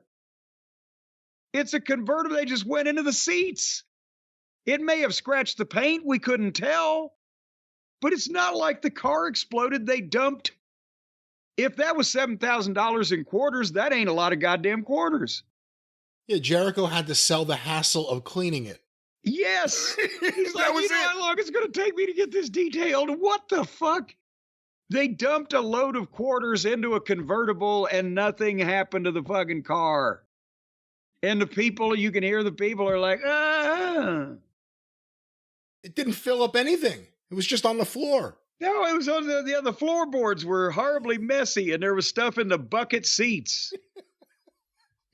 The fuck? If it had been comically overdone and they'd let loose an avalanche of coins that would completely fucking cover the whole car, that would have been a big fucking pop, right? But it was like, oh, we're gonna fucking spill these in your floorboard. And boy, this comedy troupe of Orange Cassidy, Mark Briscoe, and Kyle O'Reilly. It's a shame what they're doing to Mark Briscoe, but at least they're tying Jericho into this so you can get all the joke people in one angle. Hey. Speaking of, well, it's not a joke because a joke has a punchline and you either get it or you don't, but this is still up in the air. Here's the second half of the conundrum we had earlier. Nigel McGuinness is in the ring.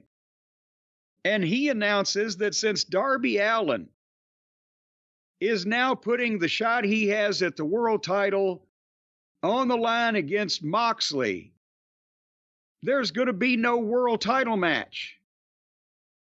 Well, there was supposed to be no world title match because Danielson just got a plastic bag put over his head, was the victim of attempted murder, which is why that Darby put the title shot on the line against Moxley loosely. But now he's put the cart before the horse, so since Darby's wrestling Moxley, there's going to be no world title match. And then he said, and Danielson's probably in an iron lung anyway, but the world champion should at least compete on the big Grand Slam. And then he keeps talking about Bryan Danielson's success should have been mine. And he's been making comments on the secondary television programs because Danielson and Nigel had a big rivalry in like 2009 and 10 in Ring of Honor. And they are playing off of that, and Nigel's the over-the-top heel now. And so they've been talking about that on the shows that Nigel is on, but does anybody, Brian, on Wednesday night know why that, or even if they've been watching these other shows, have they made it clear why Nigel McGuinness thinks that Bryan Danielson's success should have been his? But instead, Danielson went on to greatness, and Nigel had his career pulled out from under him because of a hepatitis diagnosis, with the WWE rescinding his contract. I'll go a little further. Unless you were following Ring of Honor then, you may not even know he was a wrestler. Because other than his run as, Desmond Wolfe in TNA, yeah, he has only been used as a commentator on NXT and now here. And he's not even on the main show. He's on the Saturday show or one of the weekend shows, and maybe a few matches during the pay-per-view. That's it. So all of a sudden he's out there. They haven't done any video packages. And he used to look different with the hair, obviously. He was blonde, now it's dark. But the spiky hair, too. Well, yes. But there's a chance that they may be overthinking the amount of people that understand who he is and what his history is. They are preaching to the choir without bothering to convert any of the heathens, is what you're saying. There's a lot of heathens. A lot of heathens out there. But so there's this guy that's never even on Wednesday night saying Bryan Danielson, the world champion, is afraid of me. But Tony Khan isn't afraid, and Nigel shows a contract. I've got this from Tony Khan at Grand Slam. It's going to be Bryan Danielson versus Nigel McGuinness. Now, and then they have since either put up a graphic or a tweet or whatever. Well, if Bryan Danielson is able to show up or wrestle or whatever, however they phrased it, but wait. So Danielson was going to defend the world title against Darby Allin, but then in the angle, Danielson is bagged and injured. So Moxley goes to Darby and says, since the world champion is indisposed, you can't wrestle him. How about we wrestle for the title shot against the world champion? And Darby agrees. But then Nigel comes out and says, well, the world champion should at least compete, even if he's not defending the title. How can you be cleared? Well, as long as you're not defending a title, go ahead on out there with that broken leg. You'll be fine. What? How? What? And again, what was achieved with the Moxley turn or the Moxley attack on Danielson? They hit the ring, beat him to the point where he was just carried out of the ring by the team with an oxygen mask. They tried to suffocate him. Yes. If you want to beat him and get the match in a couple of weeks, why would you do that? And then he does this whole thing with Darby. He must feel like the biggest idiot of all. All of a sudden, Nigel got the title match. Well, but also, and somebody that wasn't even there when all that happened to him is the one that gets a match with him on the big show while the other fucking. So anyway, it's interesting. I mean, the idea of Nigel returning. I know he did the match at Wembley, but him against Danielson. Not only is that the storied match, but that was a pretty physical feud. I mean, it was at times uncomfortable with some of the headbutts and stuff. Yeah. What are they going to do? Danielson's not what he was then, and he has to worry about all sorts of issues health-wise. And Nigel, I know he's had a lot of time off, but there's good and bad to that. Well, and then we were at our main event, which was a tag team casino gauntlet match to determine who gets a title shot with the Hardley Boys. And at that point, I realized that this is going to go a while. And also, I had forgotten, when I'm watching this on DVR, I had forgotten to DVR the Modern Family that followed it. So I knew I wasn't going to see the finish. And I said, you know what? I just can't. I just can't. So, Brian, it's your duty to now tell me what happened in the tag team casino gauntlet match for the tag team title match with the Cucamonga Kids. At Grand Slam. At Grand Slam. What happened was exactly what you thought would happen, what they telegraphed earlier in the show, because it sets up the Fletcher-Ospreay angle. They won the gauntlet. Here's the order of the tag teams that came in. Number 1, FTR. Number 2, Ospreay and Fletcher. Number 3, The Righteous. Number 4, The Undisputed Kingdom of Taven and Bennett. Number 5, The Acclaimed. Number 6, the MXM Collection. Those are the former models. Oh, boy. Number 7, Top Flight. Number 8, the Outrunners. And number 9, the Grizzled Young Veterans, who immediately brawled on the stage with FTR, who eliminated themselves fighting with the Grizzled Young Veterans. Ospreay and Fletcher versus the Bucks at Grand Slam. Is that when you pull the trigger on Callis and Fletcher turning on Ospreay? Well, one would imagine, why would you go? But then, again, you've got Ospreay that you've just spent millions of dollars on, trying to elevate, instead of, people still need to be elevating him. He's only been there, full time, 6 months, or has it been? I don't know. What the fuck? He hasn't drawn a dime yet. At least he's the most likely to of any of Tony's recent signings between Cody and Mercedes and Ricochet. Ospreay has something, but goddamn, now he's going to be working with underneath guys that have suddenly got a tan and a new haircut. And yes, Felcher is just all kinds of athletic, but who the fuck is he? We're not talking about Randy Orton here. So, and meanwhile, MJF is working with Garcia. And nobody would care about if they fucking lit him on fire in the town square. No, he's not. MJF's gone. I don't know who Garcia's Well, no, I'm saying MJF working with guys. He just did it. I'm saying you've got Ospreay working with underneath guys. You got MJF working with underneath guys. You got everybody that they have that has half a name is working with underneath guys. And again, in terms of follow-up, where was Garcia?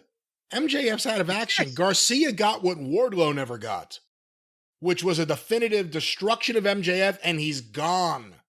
No, remember, Wardlow got the diminutive. The diminutive. It was destruction. diminutive, that's right, yes. He powerbombed him, pinned him 1, 2, 3, and then by the time that MJF came back from whatever that hiatus was for, he was a top guy and Wardlow was gone. So you got that going on, the Fletcher-Ospreay thing. The Bucks, you talked earlier about the crowd not reacting to stuff. The Bucks are the lead heel tag team who I mean, how do you build up someone stronger than saying they're EVPs of the company? They can do whatever they want. They beat up the boss of the company. They take over the show. They tried to put old Kenny Olivier out of commission permanently, remember? The crowd sits there and doesn't react. And it's a harsh reality about the reality of the Young Bucks and their appeal and lack thereof to a lot of people. Their bad booking, their tiresome matches that we've all seen over and over and over again, and the excited young fan of 10 years ago who liked them on the indies, they've got other things to do with their life now. And it's not the Young Bucks. And they've got a better wrestling promotion now to serve as an alternative instead of the shit show run by the evil billionaire that everybody hated. I wonder if WWE is going to do anything different now with their tag team division. If the rumors are true and they got the Lucha Brothers and the Motor City Machine Guns, even though I'm not a big Lucha Brothers style fan, that's still pretty big to have those two tag teams. When you think of the limited amount of tag teams that have been pushed anywhere over the last 10 years, those are two of them. And WWE has a chance to remake their tag team division starting now better than the AEW one. They just added the Grizzled Young Veterans who are off NXT. FTR are dead in the water. The Bucks are dead, completely dead. Ospreay and Fletcher is a thing that's about to end, so it's not a thing. And then you have a bunch of tag teams, the Acclaimed, or, they've even lost Uncle Dave. When, as they said about Walter Cronkite, when you've lost Uncle Dave, you've lost Middle America. And then you had a couple other teams like the Outrunners who are only on like the B shows. They have no tag team division. It's awful. Taven and Bennett. Does anyone want to see Taven and Bennett? Not anymore. Well, that was Dynamite. Well, before we talk about, because I want to talk about Rupp Arena, a place near and dear to my heart. But before we do that, what were the ratings on this fiasco for the national audience before we examine how many people in Lexington didn't want to see it? AEW Dynamite on September 11th on TBS, 8 to 10:08 p.m. On average, watched by 716,000 viewers. Holy shit, they're back over 700,000. Hooray, hooray, hallelujah, hallelujah. According to WrestleNomics, Dynamite was outranked in the key demo among cable originals in prime time only by MTV's Video Music Awards. So, and they did a 728,000 viewer average. Although you have to think a lot of that, if not the majority, skews young. It positively stops young. I can't imagine anybody over the age of 30 watching anything with, I saw highlights on the news is what I did, so. Well, let's go to the quarterly hours and see how they compare to previous weeks. These were compiled by WrestleNomics. Quarter 1, 8 to 8:15 p.m., the Moxley tape promo, the Christian Cage live promo, the Don Callis, Will Ospreay and family backstage promo, and the start of Jack Perry versus Leo Rush. 888,000 viewers.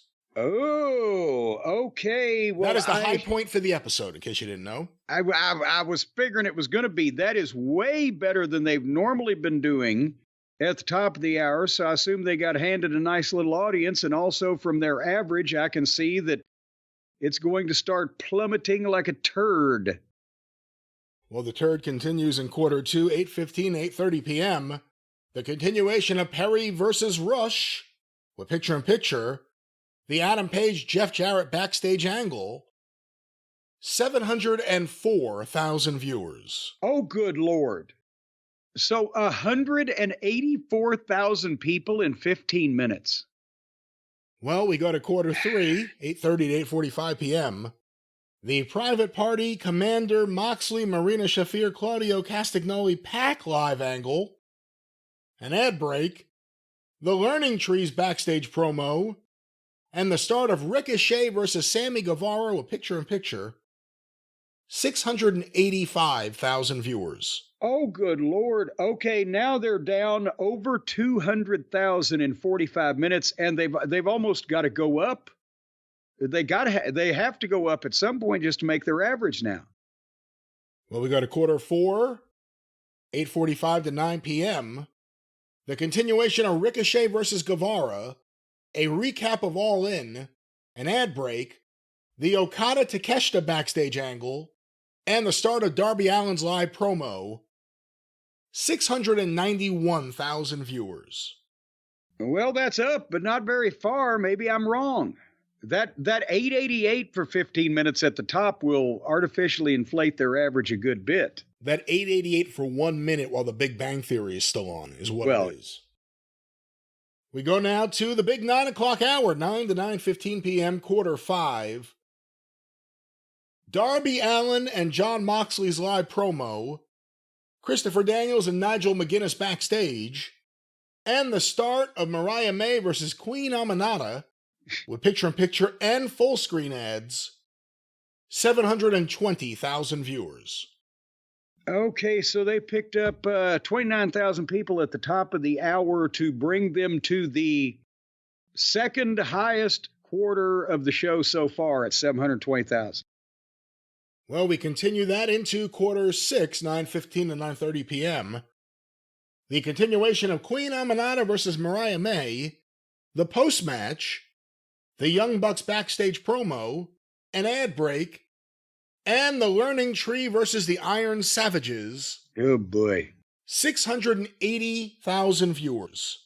Wow, and the low point in the key demo, it ties with another segment, but 251,000.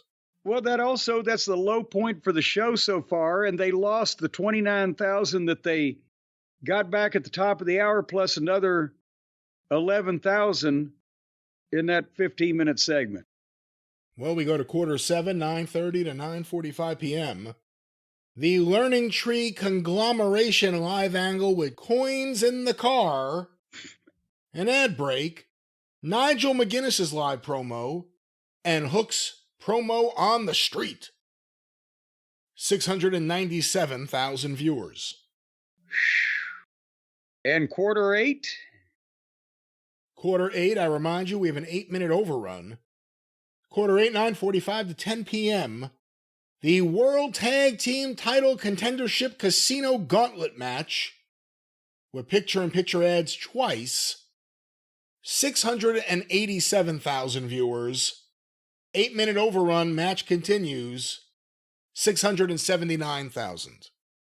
Wow, so the overrun narrowly beat out quarter 6 for the lowest rating of the entire process there. They went from 888 to 679 over the course of the festivities. And the key demo, the trend line, it's below the trend line. It really takes off below the trend line in the second hour. And a lot of that you have to think is because of the MTV Awards, because if you have to choose between that and this, you're going to go with that. But more importantly, Rupp Arena and the crowd or lack thereof in that giant building. And we talked about, they did 3,000, so a little less than 4,000 last time, but this is now less than 3,000. And that's tickets distributed. Who knows how many were paid for and who radio giveaways. Please announce us. Get somebody to come down, whatever. 23,000 for basketball in Rupp Arena, and they've got a national television set up with 2,700 people in the building. Don't run Lexington if there's no other building. And it's not like that Lexington is a bad town. The WWE in the day, when they would do pay-per-views or big events there, have sold out Rupp Arena. And they have been there in more modern times where they do very respectably. I have some recent numbers if you want them real quick for this. Go ahead. So we can go back to 2021, October 2021 WWE Super Show. That's a house show in Lexington. 3,470 people. Or tickets distributed, I assume. And that's horrible, too. Then we go to January 25th, 2023, AEW Dynamite. So same event. And these are from WrestleTix, by the way. 5,494 tickets distributed. We now go to June 16th, 2023, Smackdown. 9,841. That sounds better. We now go to August 19th, 2023, as you mentioned before. Collision, 3,228.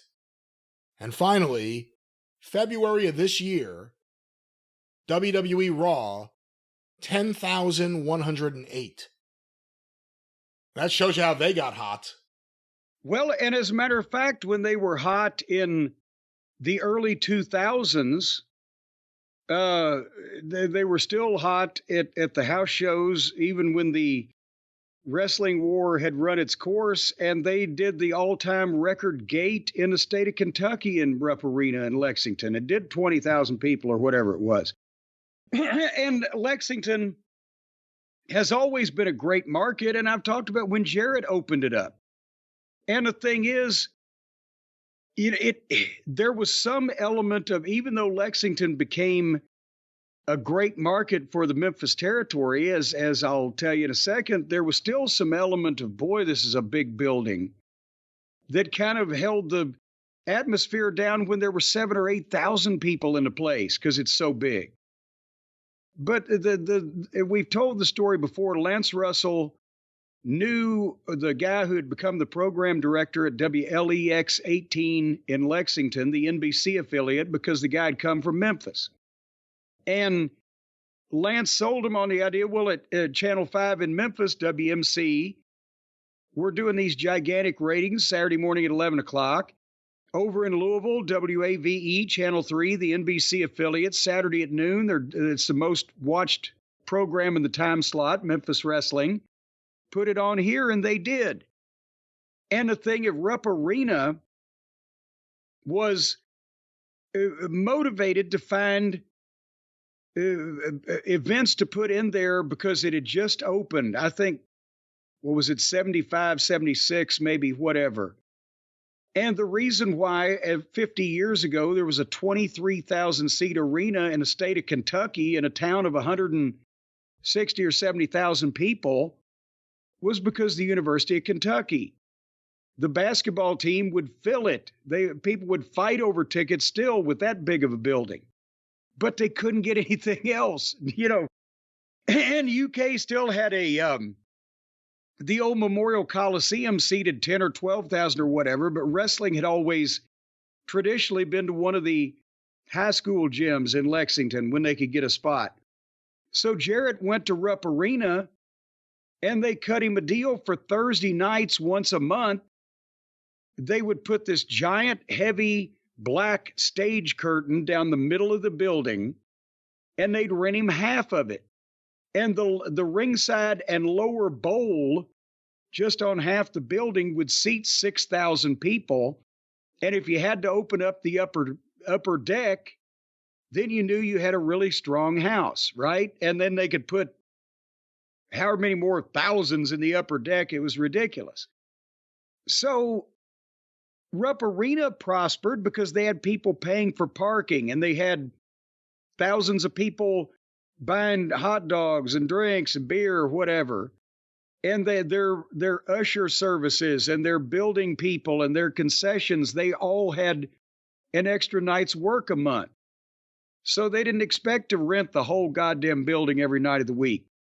And it still takes a pretty big event to fucking justify Rupp Arena, right?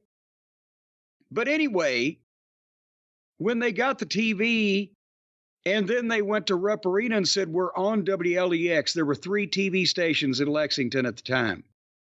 And we'll come there once a month. They started building, and they always went up. The first show was 1,500 people. A second was like 1,350. And then it went to 2,600 people, and then 4,000 people, and then 5,000 people. And they started in spring of 78. By the early 80s, 81, 82, 83, the gates were bigger than they were in the Mid-South Coliseum in Memphis. Of course, they ran Memphis every week. They ran Lexington once a month, but Lexington, an average card would do 30 grand, and the big ones would do 40. And that's when the tickets were $5 and $6 a piece. because in Memphis, they still had the $3 general admission. So if you had an 11,000 person sellout in the Mid-South Coliseum, the gate was 46 grand. You could do 40 grand in Lexington with 8,000 people.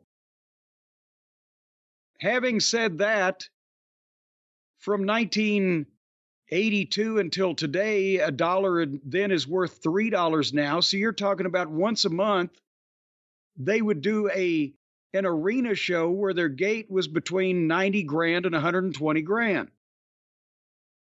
So you do that 12 times a year.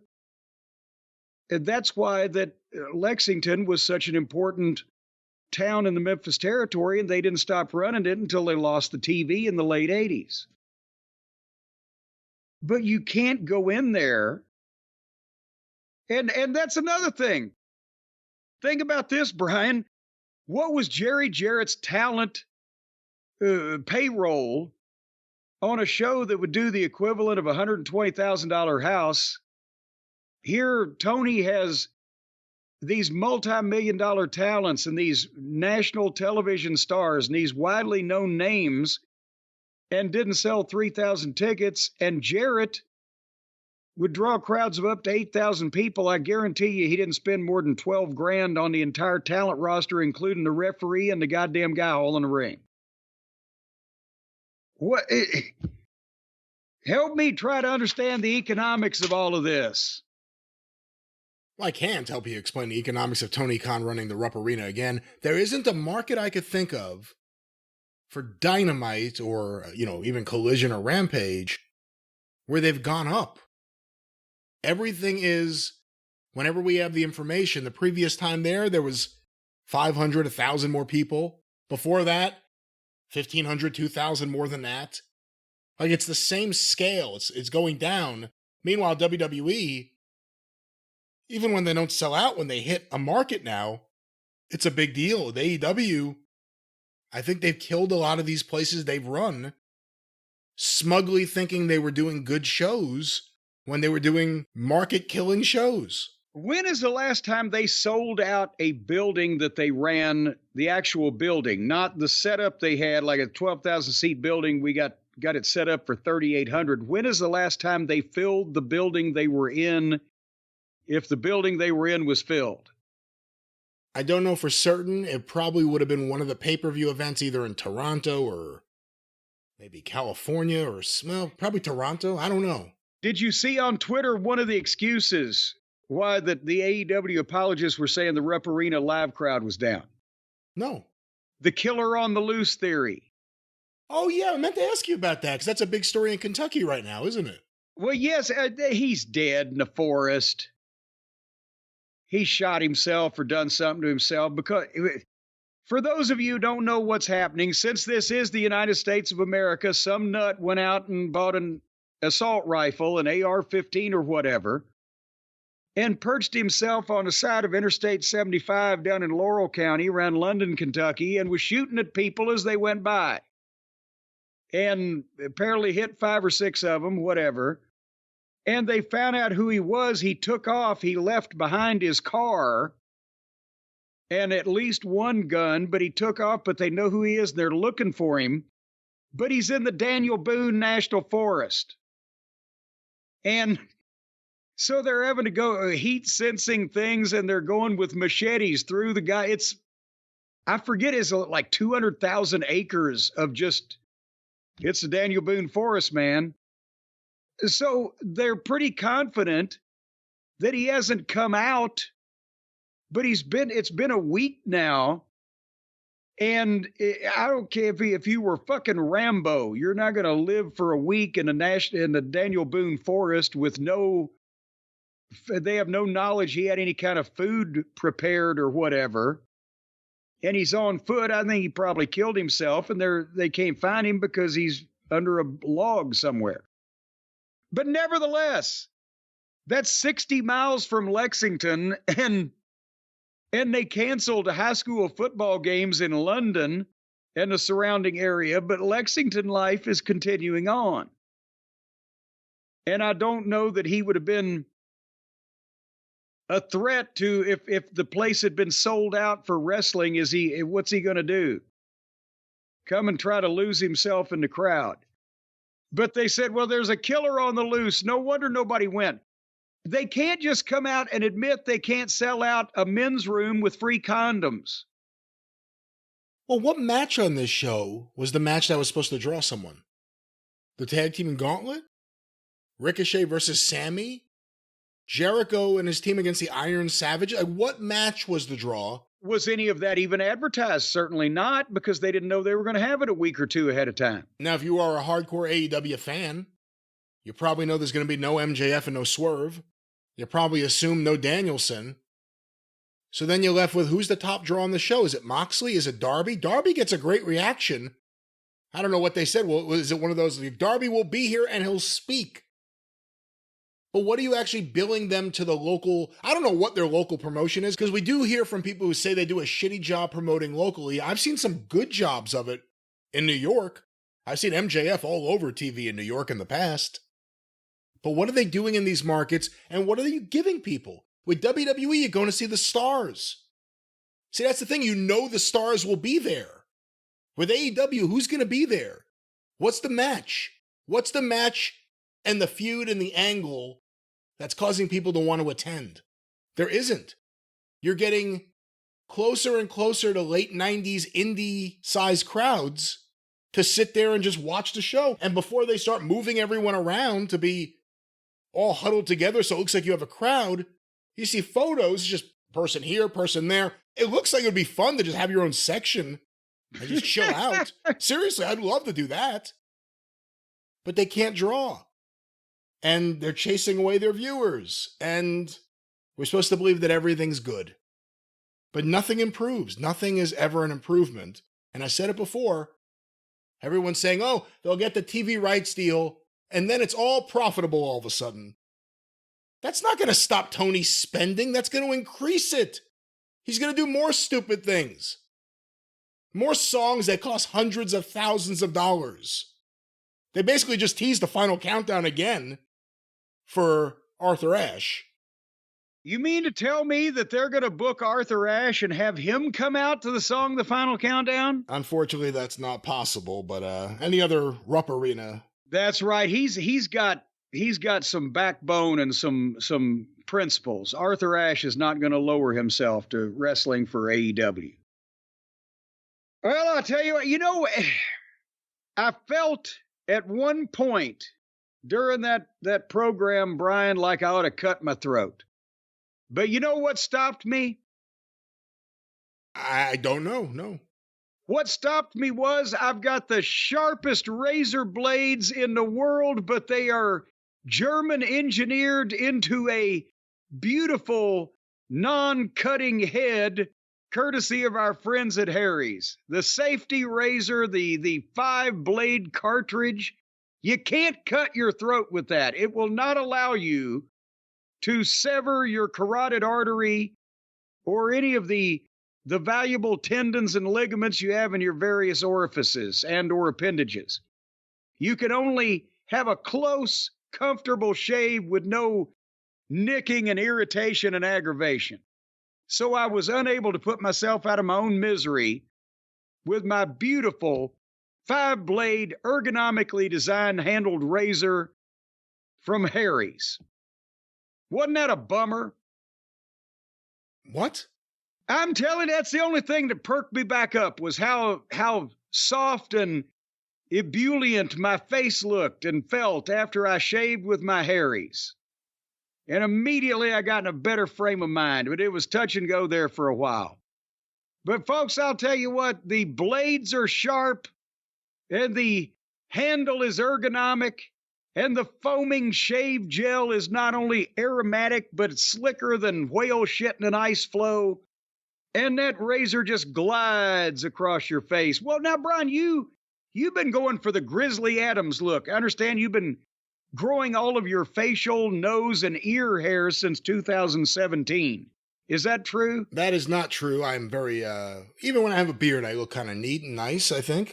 Well, I remember you used to have the edges, kind of like the old cartoons of the devil, where you would have that beard, but the edges would be kind of closely groomed there, and it would come down into a point. Why don't we talk about that mustache you had in '91 that people love so much? Well, where's that variant? I'm going to mark up my new Jim Cornette figure with the Sharpie. I'm going to put a mustache on it. It was just a rib on me. Actually, I had a rash is what it was. But anyway, folks, we've talked about our friends at Harry's so many times. You want to look nice. You want to feel good. You want a slick face. You want to be able to not only have good smelling deodorant and lotion and body wash and hair gel, but you want to feel like you're somebody. Well, Harry's is going to fix you right up at an unbelievable value. You know, when you go into stores, you get these cartridges these days. They got the ball and chain connected to them. They got to disable it at the checkout counter. Sometimes if you try to walk out of the building with the cartridges, you're instantly electrocuted. People been doing that at Kroger, getting electrocuted trying to steal those things, because they've got the sensor in them. Well, you don't have to worry about that now. You just go to harrys.com. By the way, there's no apostrophe. It's just HARRYS, no apostrophe, harrys.com. And you can get a 5-blade razor, a weighted handle, the foaming shave gel, and a travel cover all in their trial kit for just $3 when you go to harrys.com and use the /JCE.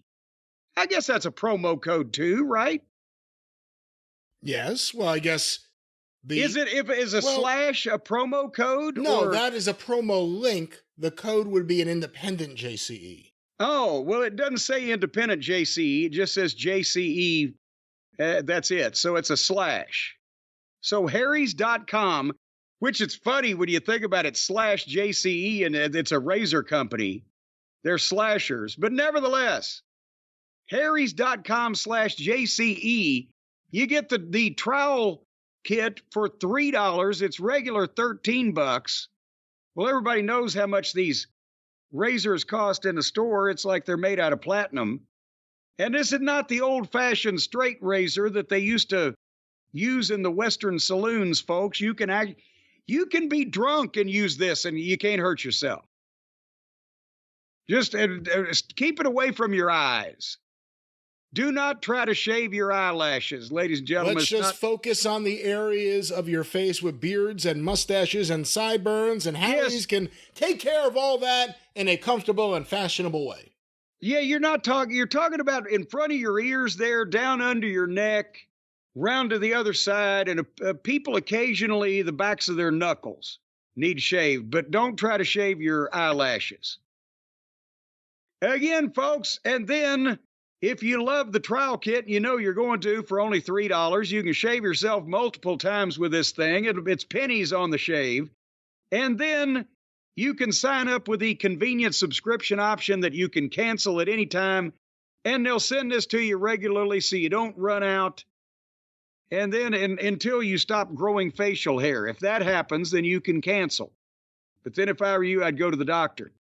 And they've got other things like the body wash and the scents of redwood and wildlands and stone and moss and tree and rock and otter. Smells just like an otter's ass. And the extra quality, amazing smelling deodorant for just $5, so you can not smell offensive and at the same time save money. It's all about multi-purposing here. You want to look good, you want to smell good, but you also want to look and smell like you don't spend a lot of money to make yourself look and smell good. Like it's just natural. You want people to look at you and say, I bet that motherfucker doesn't spend 50 cents on looking good. That's the look you're going for, right? Where it's just natural it comes natural. You're not even artificially trying to look or smell good. harrys.com /JCE. Right now, $3 for all that stuff you need. What do you need at the Arcadian Vanguard Network this week? A fucking straitjacket? A psychiatrist? No, we have a good time. We have a good team. We're always looking for more people for the team. But no, we just want to continue doing what we're doing, which is producing the best wrestling content available for free wherever you find your favorite podcasts. Of course, information about all the shows on Twitter at Superpodcast or on Facebook. Facebook.com/Arcadian Vanguard. How fast can I do all this? The Wrestling News! Every day, get your wrestling news for free from the Wrestling News. No paywall, no clickbait, just the Wrestling News. Get rid of the opinions and the star ratings. Get just the facts, ma'am. Go to thewrestlingnews.com directly or wherever you find your favorite podcast. Of course, Stick to Wrestling with John McAdam. Another fine look at 1984, what was happening 40 years ago. Hear it today. McAdamPod.com, or wherever you find your favorite podcast. Stick to Wrestling with John McAdam, and of course, the 605 Superpodcast, the Mothership! Go through the archive, 605pod.com, available wherever you find your favorite podcast, the Mothership. Trying to work on some stuff, but we're also trying to get some sleep. More to come from Arcadian Vanguard and the 605 Superpodcast. You know, if you're trying to get sleep, I can recommend the Helix Sleep Mattress. Now, you go to helixsleep.com. What's the promo code? JCE. Okie dokie. Well, the moment we've been waiting for has finally come. The debut of Smackdown on the USA Network. The first, what did they call it? The season premiere. At first, Michael Cole said series premiere and then season premiere. Yeah, I wasn't sure if that was intentional, though, that he did both series premiere and then season premiere, because he didn't cut himself off. He just did them both as separate sentences. I think he realized it's not the series premiere. The series has been on, as we're going to talk about, for 25 years. But anyway, I never listened to the theme music. And I accidentally did this time, so I don't know if it's new or not, but this is the worst theme music for any TV show of any kind ever. Now go back and listen to it next week. Holy shit. But this was on Friday the 13th that the show happened, and it was more fitting if it had been the AEW show from Wednesday that was on Friday the 13th, because where everything went wrong for them, 2,500 people in a 25,000 seat building, people misspeaking, shit didn't make any sense, people botching moves. It was a rib. This show was one of the better ones they've done, if only for the first 40 minutes. That alone, they did everything right, even though one would think that the vast majority of people that watched the program watched it when it was on Fox or watch Raw or watch the WWE in general. They treated this like, we're going in to get some new viewers. We're going to get people that maybe watch USA on Friday nights that tune in and don't know we're going to be on, but we're going to hook them. We're going to explain shit to them. It's going to make sense to a new viewer. And I mean, this is television 101, but Vince used to be big on that. Makes sense to the new viewer, but it works in everything. And as soon as they came on, here comes Triple H. Huge pop, big cheers. Michael Cole is plugging the Paul Triple H Levesque era to explain that he's the chief content officer, and this EVP is actually over. The Triple H chants wouldn't hardly let him speak. And then he introed the WWE title match and revved the people up and welcomed them to SmackDown. And we had the pyro is back for the big event. And they were lowering the cage, and they announced it's going to be the first 30 minutes commercial free for the world title, pin, submission, or escape the cage. Hate the escape part. And they went to a history package to explain Solo and Cody and how this match came about. And I mean, so far, again, it's like when a show I love, the UFC, did when they debuted on Fox, 15 years ago. For a new viewer, they explained everything, while at the same time, it was a good show for the person that watches every week. You see what I'm saying? Yeah, and I don't know how many new viewers they would have, but for a new channel, there was nothing about it that felt like, oh, they're talking down to me to explain stuff I already know. I thought they did a good job explaining all the things that are happening, but it wasn't too much different than a normal SmackDown. No, but they know how to format a fucking show. Is what it and it just kept boom. It looks big, and they've got 15,000 people in the building in Seattle, and everything is making sense, and it looks important. It was just refreshing. What did you think of going with Cody solo to start the show, and also what did you think of the commercial-free aspect?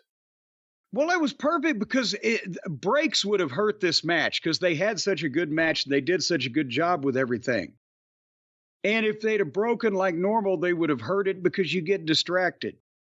But this is instead of just having a normal show and going commercial free for an hour, half an hour, whatever, if it's a big match, they hook the people. And, it's the weekend, so the numbers aren't out yet, but we ought to do the ratings next week just to see what the fuck, because I can't believe they would have certainly not lost anybody. And they probably gained people over the course of the first 2 or 3 quarters. I'm writing down now to do the ratings next week. All right. But anyway, as Solo and Cody, huge pop. They sang his song. Whoa! The whole 9 yards. They did the big match in-ring introductions. Alicia Taylor is not Samantha Irvin, is she? She looks like she stuck her finger in a light socket. Is that a choice, or was she scared by something? Well, that's her look. Why don't you leave her alone? She hasn't done anything wrong to you yet. Well, yet. See, you can always expect it.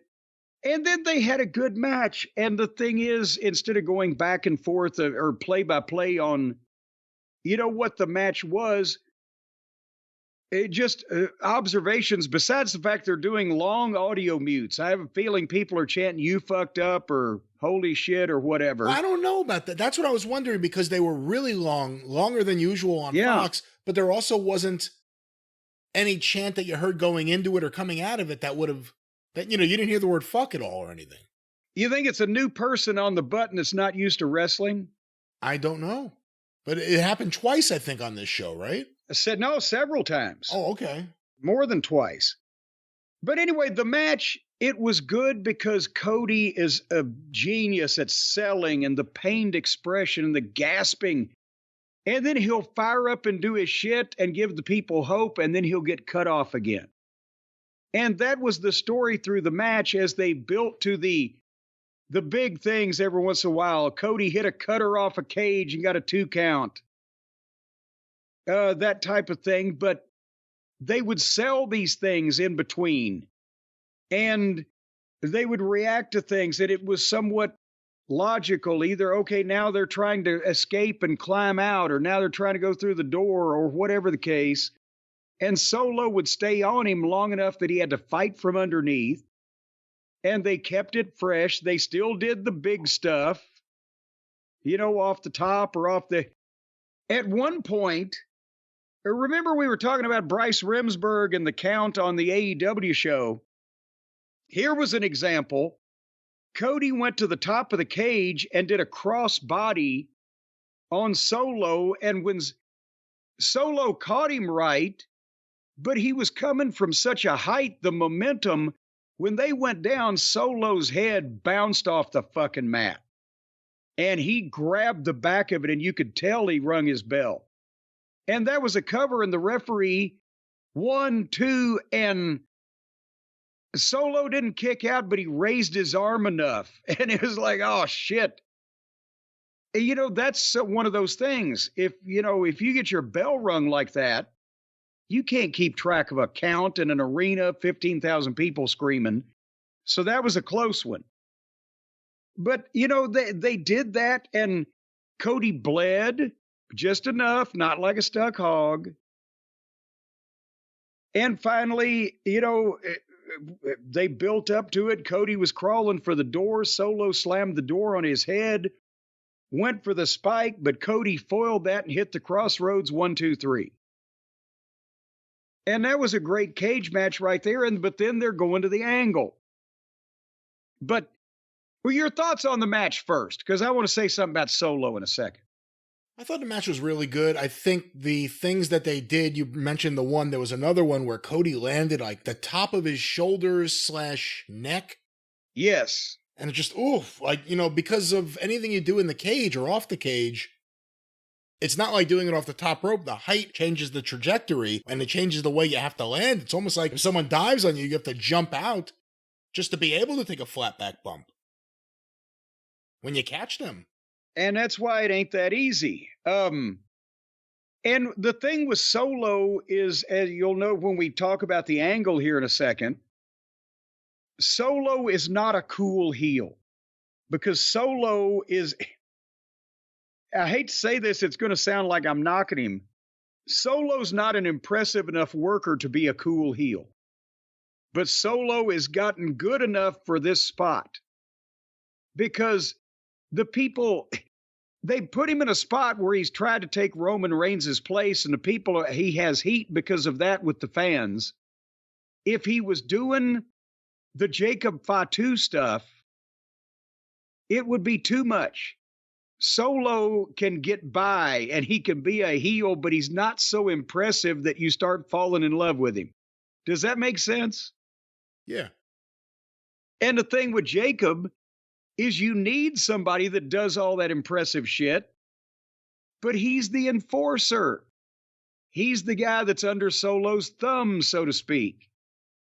And that way he can do all that shit. You can put his shit over like $1 million, because at some point, as we've talked about, Jacob will look at Solo and say, no.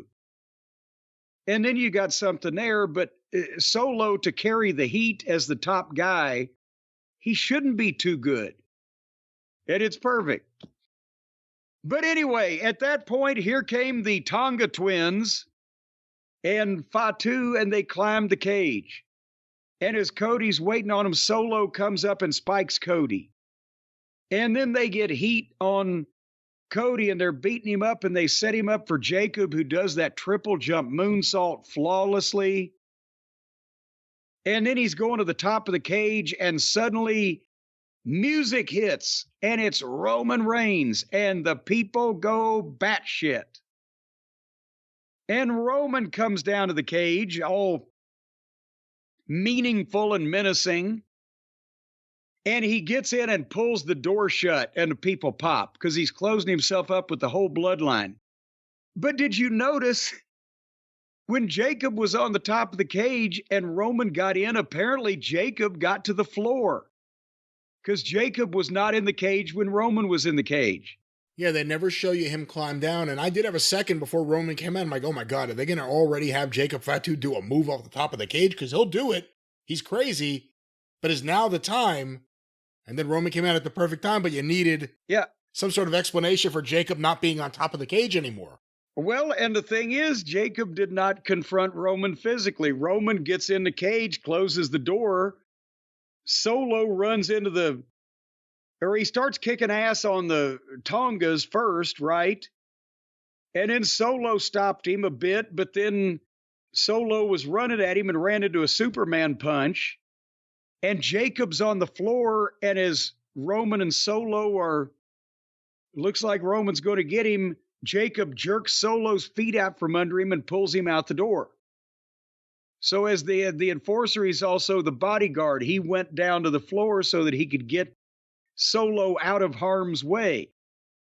But then Roman calls Jacob Fatu in, just like motions, like, come on. And they do a face-off. And that's another one of the long audio mutes. I don't know what the fuck. But then Solo jerks Jacob by the feet and pulls him out the goddamn door. And the Tongas jump on Roman, and they start getting heat on him, but Cody comes up and saves Roman. And then Roman and Cody turn to each other with tense looks, and no affection or handshaking or whatever, just looking at each other. And I'm like, what a fucking angle. And we were 37 minutes in the show, and you didn't get tired of it. Because there was something going on with no commercials. So, I mean, I loved the first segment here. I love that Jacob and Roman did the exact same thing. They got in the cage and they closed the door right behind them with their one hand. Yeah. And then you never got it. And you still won it. And this set up the rest of the show, everything with Cody and Roman, but great opening to the show. I mean, how could you open any hotter? And if it had been the other guys, they would have given you so much of it, you never wanted to see it again. Anyway. I was afraid Cody was going for that moonsault off the top of the cage again like he did in AEW. So when he was climbing that one time, I thought, and boy, but see, that's a risk that they can't afford to take. Imagine how much money would be lost if Cody hurt himself doing something like that. That's what I was afraid of with a lot of the stuff in this match because of the height of the cage, especially. I mean, if you think about that blue cage, I know it was a pain to work with, but the height was perfect in a lot of ways. Big Boss Man took the superplex off the top of that thing. This thing's so big. And again, there's little room for error, and Cody right now cannot go down. I was surprised they did some of the stuff they did. Bubba had called me after that. It was Saturday night's main event, right? Bubba and Boss Man, or Boss Man and Hogan. They did house shows, and then it ended with the Saturday night's main event match. Well, he called me after that one because he said, you see the superplex? They had been doing that in most of the house shows. He talked Hogan into it, but the thing is, he was most proud of it because he was making $12,000 a week going around the loop with Hogan. So he was happy to take that one superplex off even on those old hard rings. But so that was 1988. We just talked about 1989. May of 89. Sorry there, Kreskin, the amazing Kreskin. But $3 to $1 for 1983, so almost three. So he was making like $30-something thousand a week, the equivalent of today, going around with Hogan at those house shows. And if you remember, I mean, it says a lot about how the Boss Man was used and how well he did in his role. That was like one of the better performing Hogan house show runs, surprisingly, him and the Boss Man. Yeah. Well, because Bubba could work and he was big enough that he could be believable against Hogan, and he actually got Hogan to get up off his ass every once in a while because he could take such bumps. Hogan loved to give them to him. Anyhow, after the first segment, the world title match, I'd like to say everything was that good on SmackDown. We got Piper versus, and I'm not talking about Roddy Piper, Piper Niven and Mia. And, okay, we've got to acknowledge, even though they had very little to do with it, Waller and Theory had a tag team match that I had to watch. Because it was supposed to be against Owens, and he just said when he came out, his real partner had travel issues, so he got a partner on the fly, and he introduced a guy named Ricky. And out came some job guy you've never seen before, apparently named Ricky. Well, like he was going to be Owens' partner. Go ahead. We didn't get his name yet. He said, here's the partner that they have for him. And out comes this guy. The back of his trunks, I think, said Midnight Heat. And then he gets in the ring and he's got some fur on him. And you're thinking, okay, this is interesting. I don't recognize this guy from Developmental. I don't know who this is. And he said, what's your name? And then he whispers it to Owens. Then he goes, Ricky. That's all you got. That's, yeah. The fans ran with it from there for a minute. The fans started chanting, Ricky, Ricky. And that's what I'm thinking. They have gotten these people to enjoy this shit so much they will chant the names of random job guys that they've never seen before. And meanwhile, you know what's going on the other side. So suddenly, when they've established it's going to be Waller and Theory against Owens and Ricky, then a production assistant calls Owens over and says, he's here. And Owens said, oh, okay, and turns around and gives Ricky the stunner, and he bounces away, never to be seen again, and they play Randy Orton's music. And here comes Orton. And he's over. And right as he gets in the ring, it's right about coming up on 9 o'clock, and immediately they start a fight, and it's on the floor, and they're blah, blah, blah. But the only thing I was surprised, they went to break at 9:01. And they're doing picture in picture, but still, they got this thing in the ring and ready to go at 9 o'clock. They went to break at 9:01. I don't know what happened there. But I liked this match because it wasn't anything majorly different in terms of performance than what everybody usually does, except they had a long set where they made Owens fight for the tag. And they milked it like crazy that he couldn't get the tag and couldn't get the tag. And finally, they did a spot where everybody was down and Owens rolled out on the floor, ran around the ring post, rolled back in the ring right in front of Orton and hot tagged him there. And that was a great spot and got a big pop. And Orton made the comeback and bounced both of them off the desk, and they did the stereo draping DDTs, and then a stunner and an RKO, and Orton pinned Waller. And the crowd loved it, and it was different. They actually did something different for once that half-ass made sense. But what did you think of the match here? I'm disappointed. I really wanted to see Owens and Ricky. I wanted to see what was going to happen with Ricky. Come on. I wanted to see what Ricky could do in there. Now they got to bring back Ricky at some point, don't you think? Well, I think Ricky's got a lot of splaining to do. That was great because you've seen them try to do, not them, but you've seen stuff like that tried in the past in other places. And even with WWE, where the fans just don't react because they don't care. They care about everything so much, they started chanting for Ricky. And he fed into it. He raised his hand in the air. That was his moment. This guy, whoever that guy was, that was his moment as a wrestler, being Ricky. Well, anyway, but it's going to be rocky from here on out, a rocky road, because now Aldous said that Solo has made a challenge for Bad Blood. It's going to be the next big pay-per-view. Solo and Jacob Fatu want to fight Cody Rhodes and Roman Reigns. And there you go. Now we're going to have to see Fatu and Roman, right? Except Cody came in and said, I'm done with the bloodline. They're Roman Reigns' problem. Ain't gonna do it. So Cody will not sign the contract. And Aldous was somewhat off-put by this. But he ain't gonna do it. And that's, again, it makes sense after all they've been through. What's in it for Cody to want to team up with this fucking guy, right?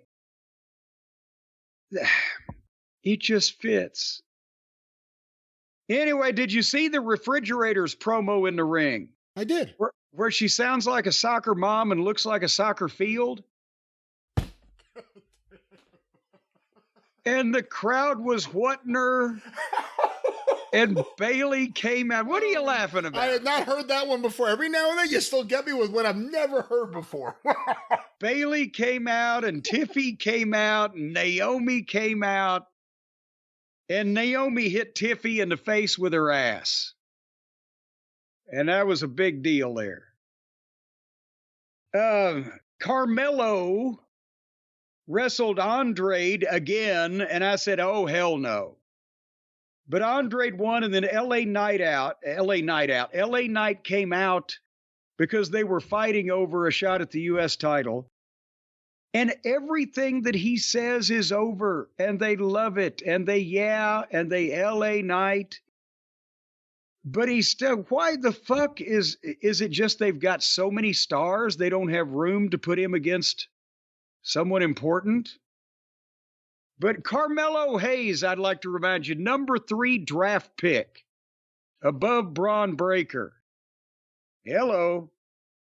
So Andrade is going to get the U.S. title shot next week, and there you go. Are you ready for the main event, Brian? Yeah. Because now Nick Aldis still has to talk to Roman Reigns. And he gets Roman to come out to the ring, and Roman basks in the adulation that he's getting. And, of course, now he's over, and they're chanting OTC and the whole 9 yards. And Aldis starts talking, and Roman holds his hand out. And he's obviously going for the microphone. Aldis gives him the contract, and the way Roman reacted. It's like, you got to be kidding me with the facial expression, the whole thing. And drops it down, holds his hand out, and the people popped. They picked up on it. He didn't say a word. He just reacted, and they popped like crazy.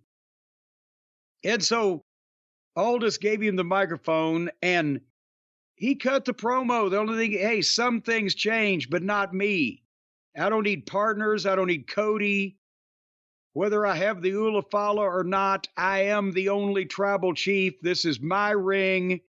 This is my show. This is my WWE.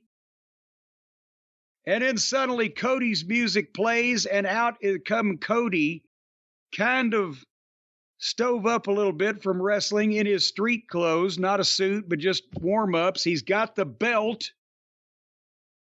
And my DVR froze.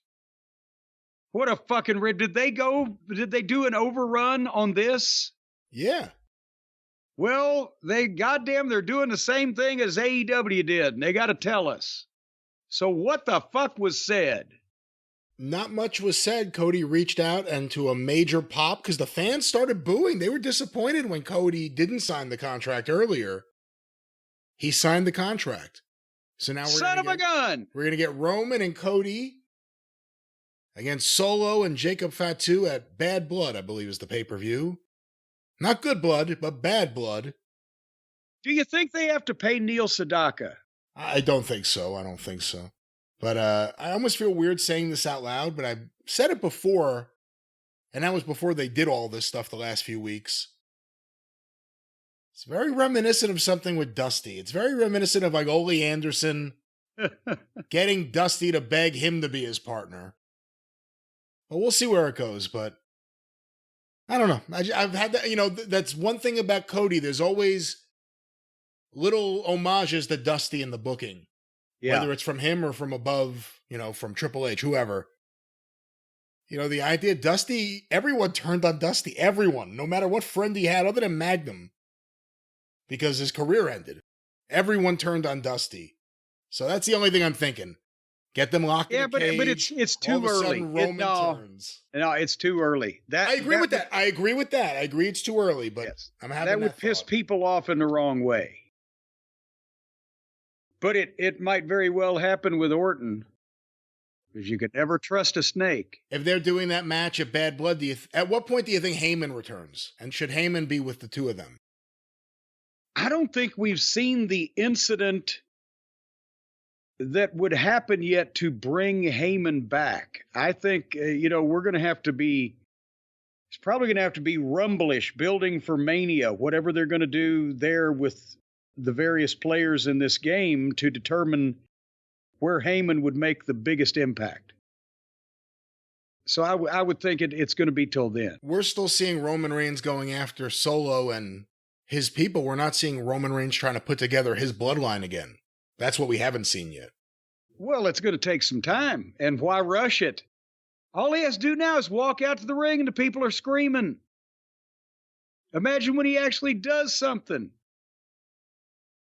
Well, that's the key to wrestling, isn't it? And that was Smackdown. And since we've stopped there at Friday the 13th, which was a very lucky day for the WWE, then let's stop here. And it's a lucky day for the listeners. And we'll come back in a few days with another program when they're all ready for something again. How's that sound? That sounds good. And I think we'll have a lot more action. And of course, omnibuses aplenty. Check out your podcast feeds and the official Jim Cornette YouTube channel. Omnibuy aplenty. And otherwise, and Harley's right behind my chair and scratching and wanting to go outside. So it's a good time for us all to go out and take a piss in the yard, folks. Thank you. Fuck you and bye-bye, everybody.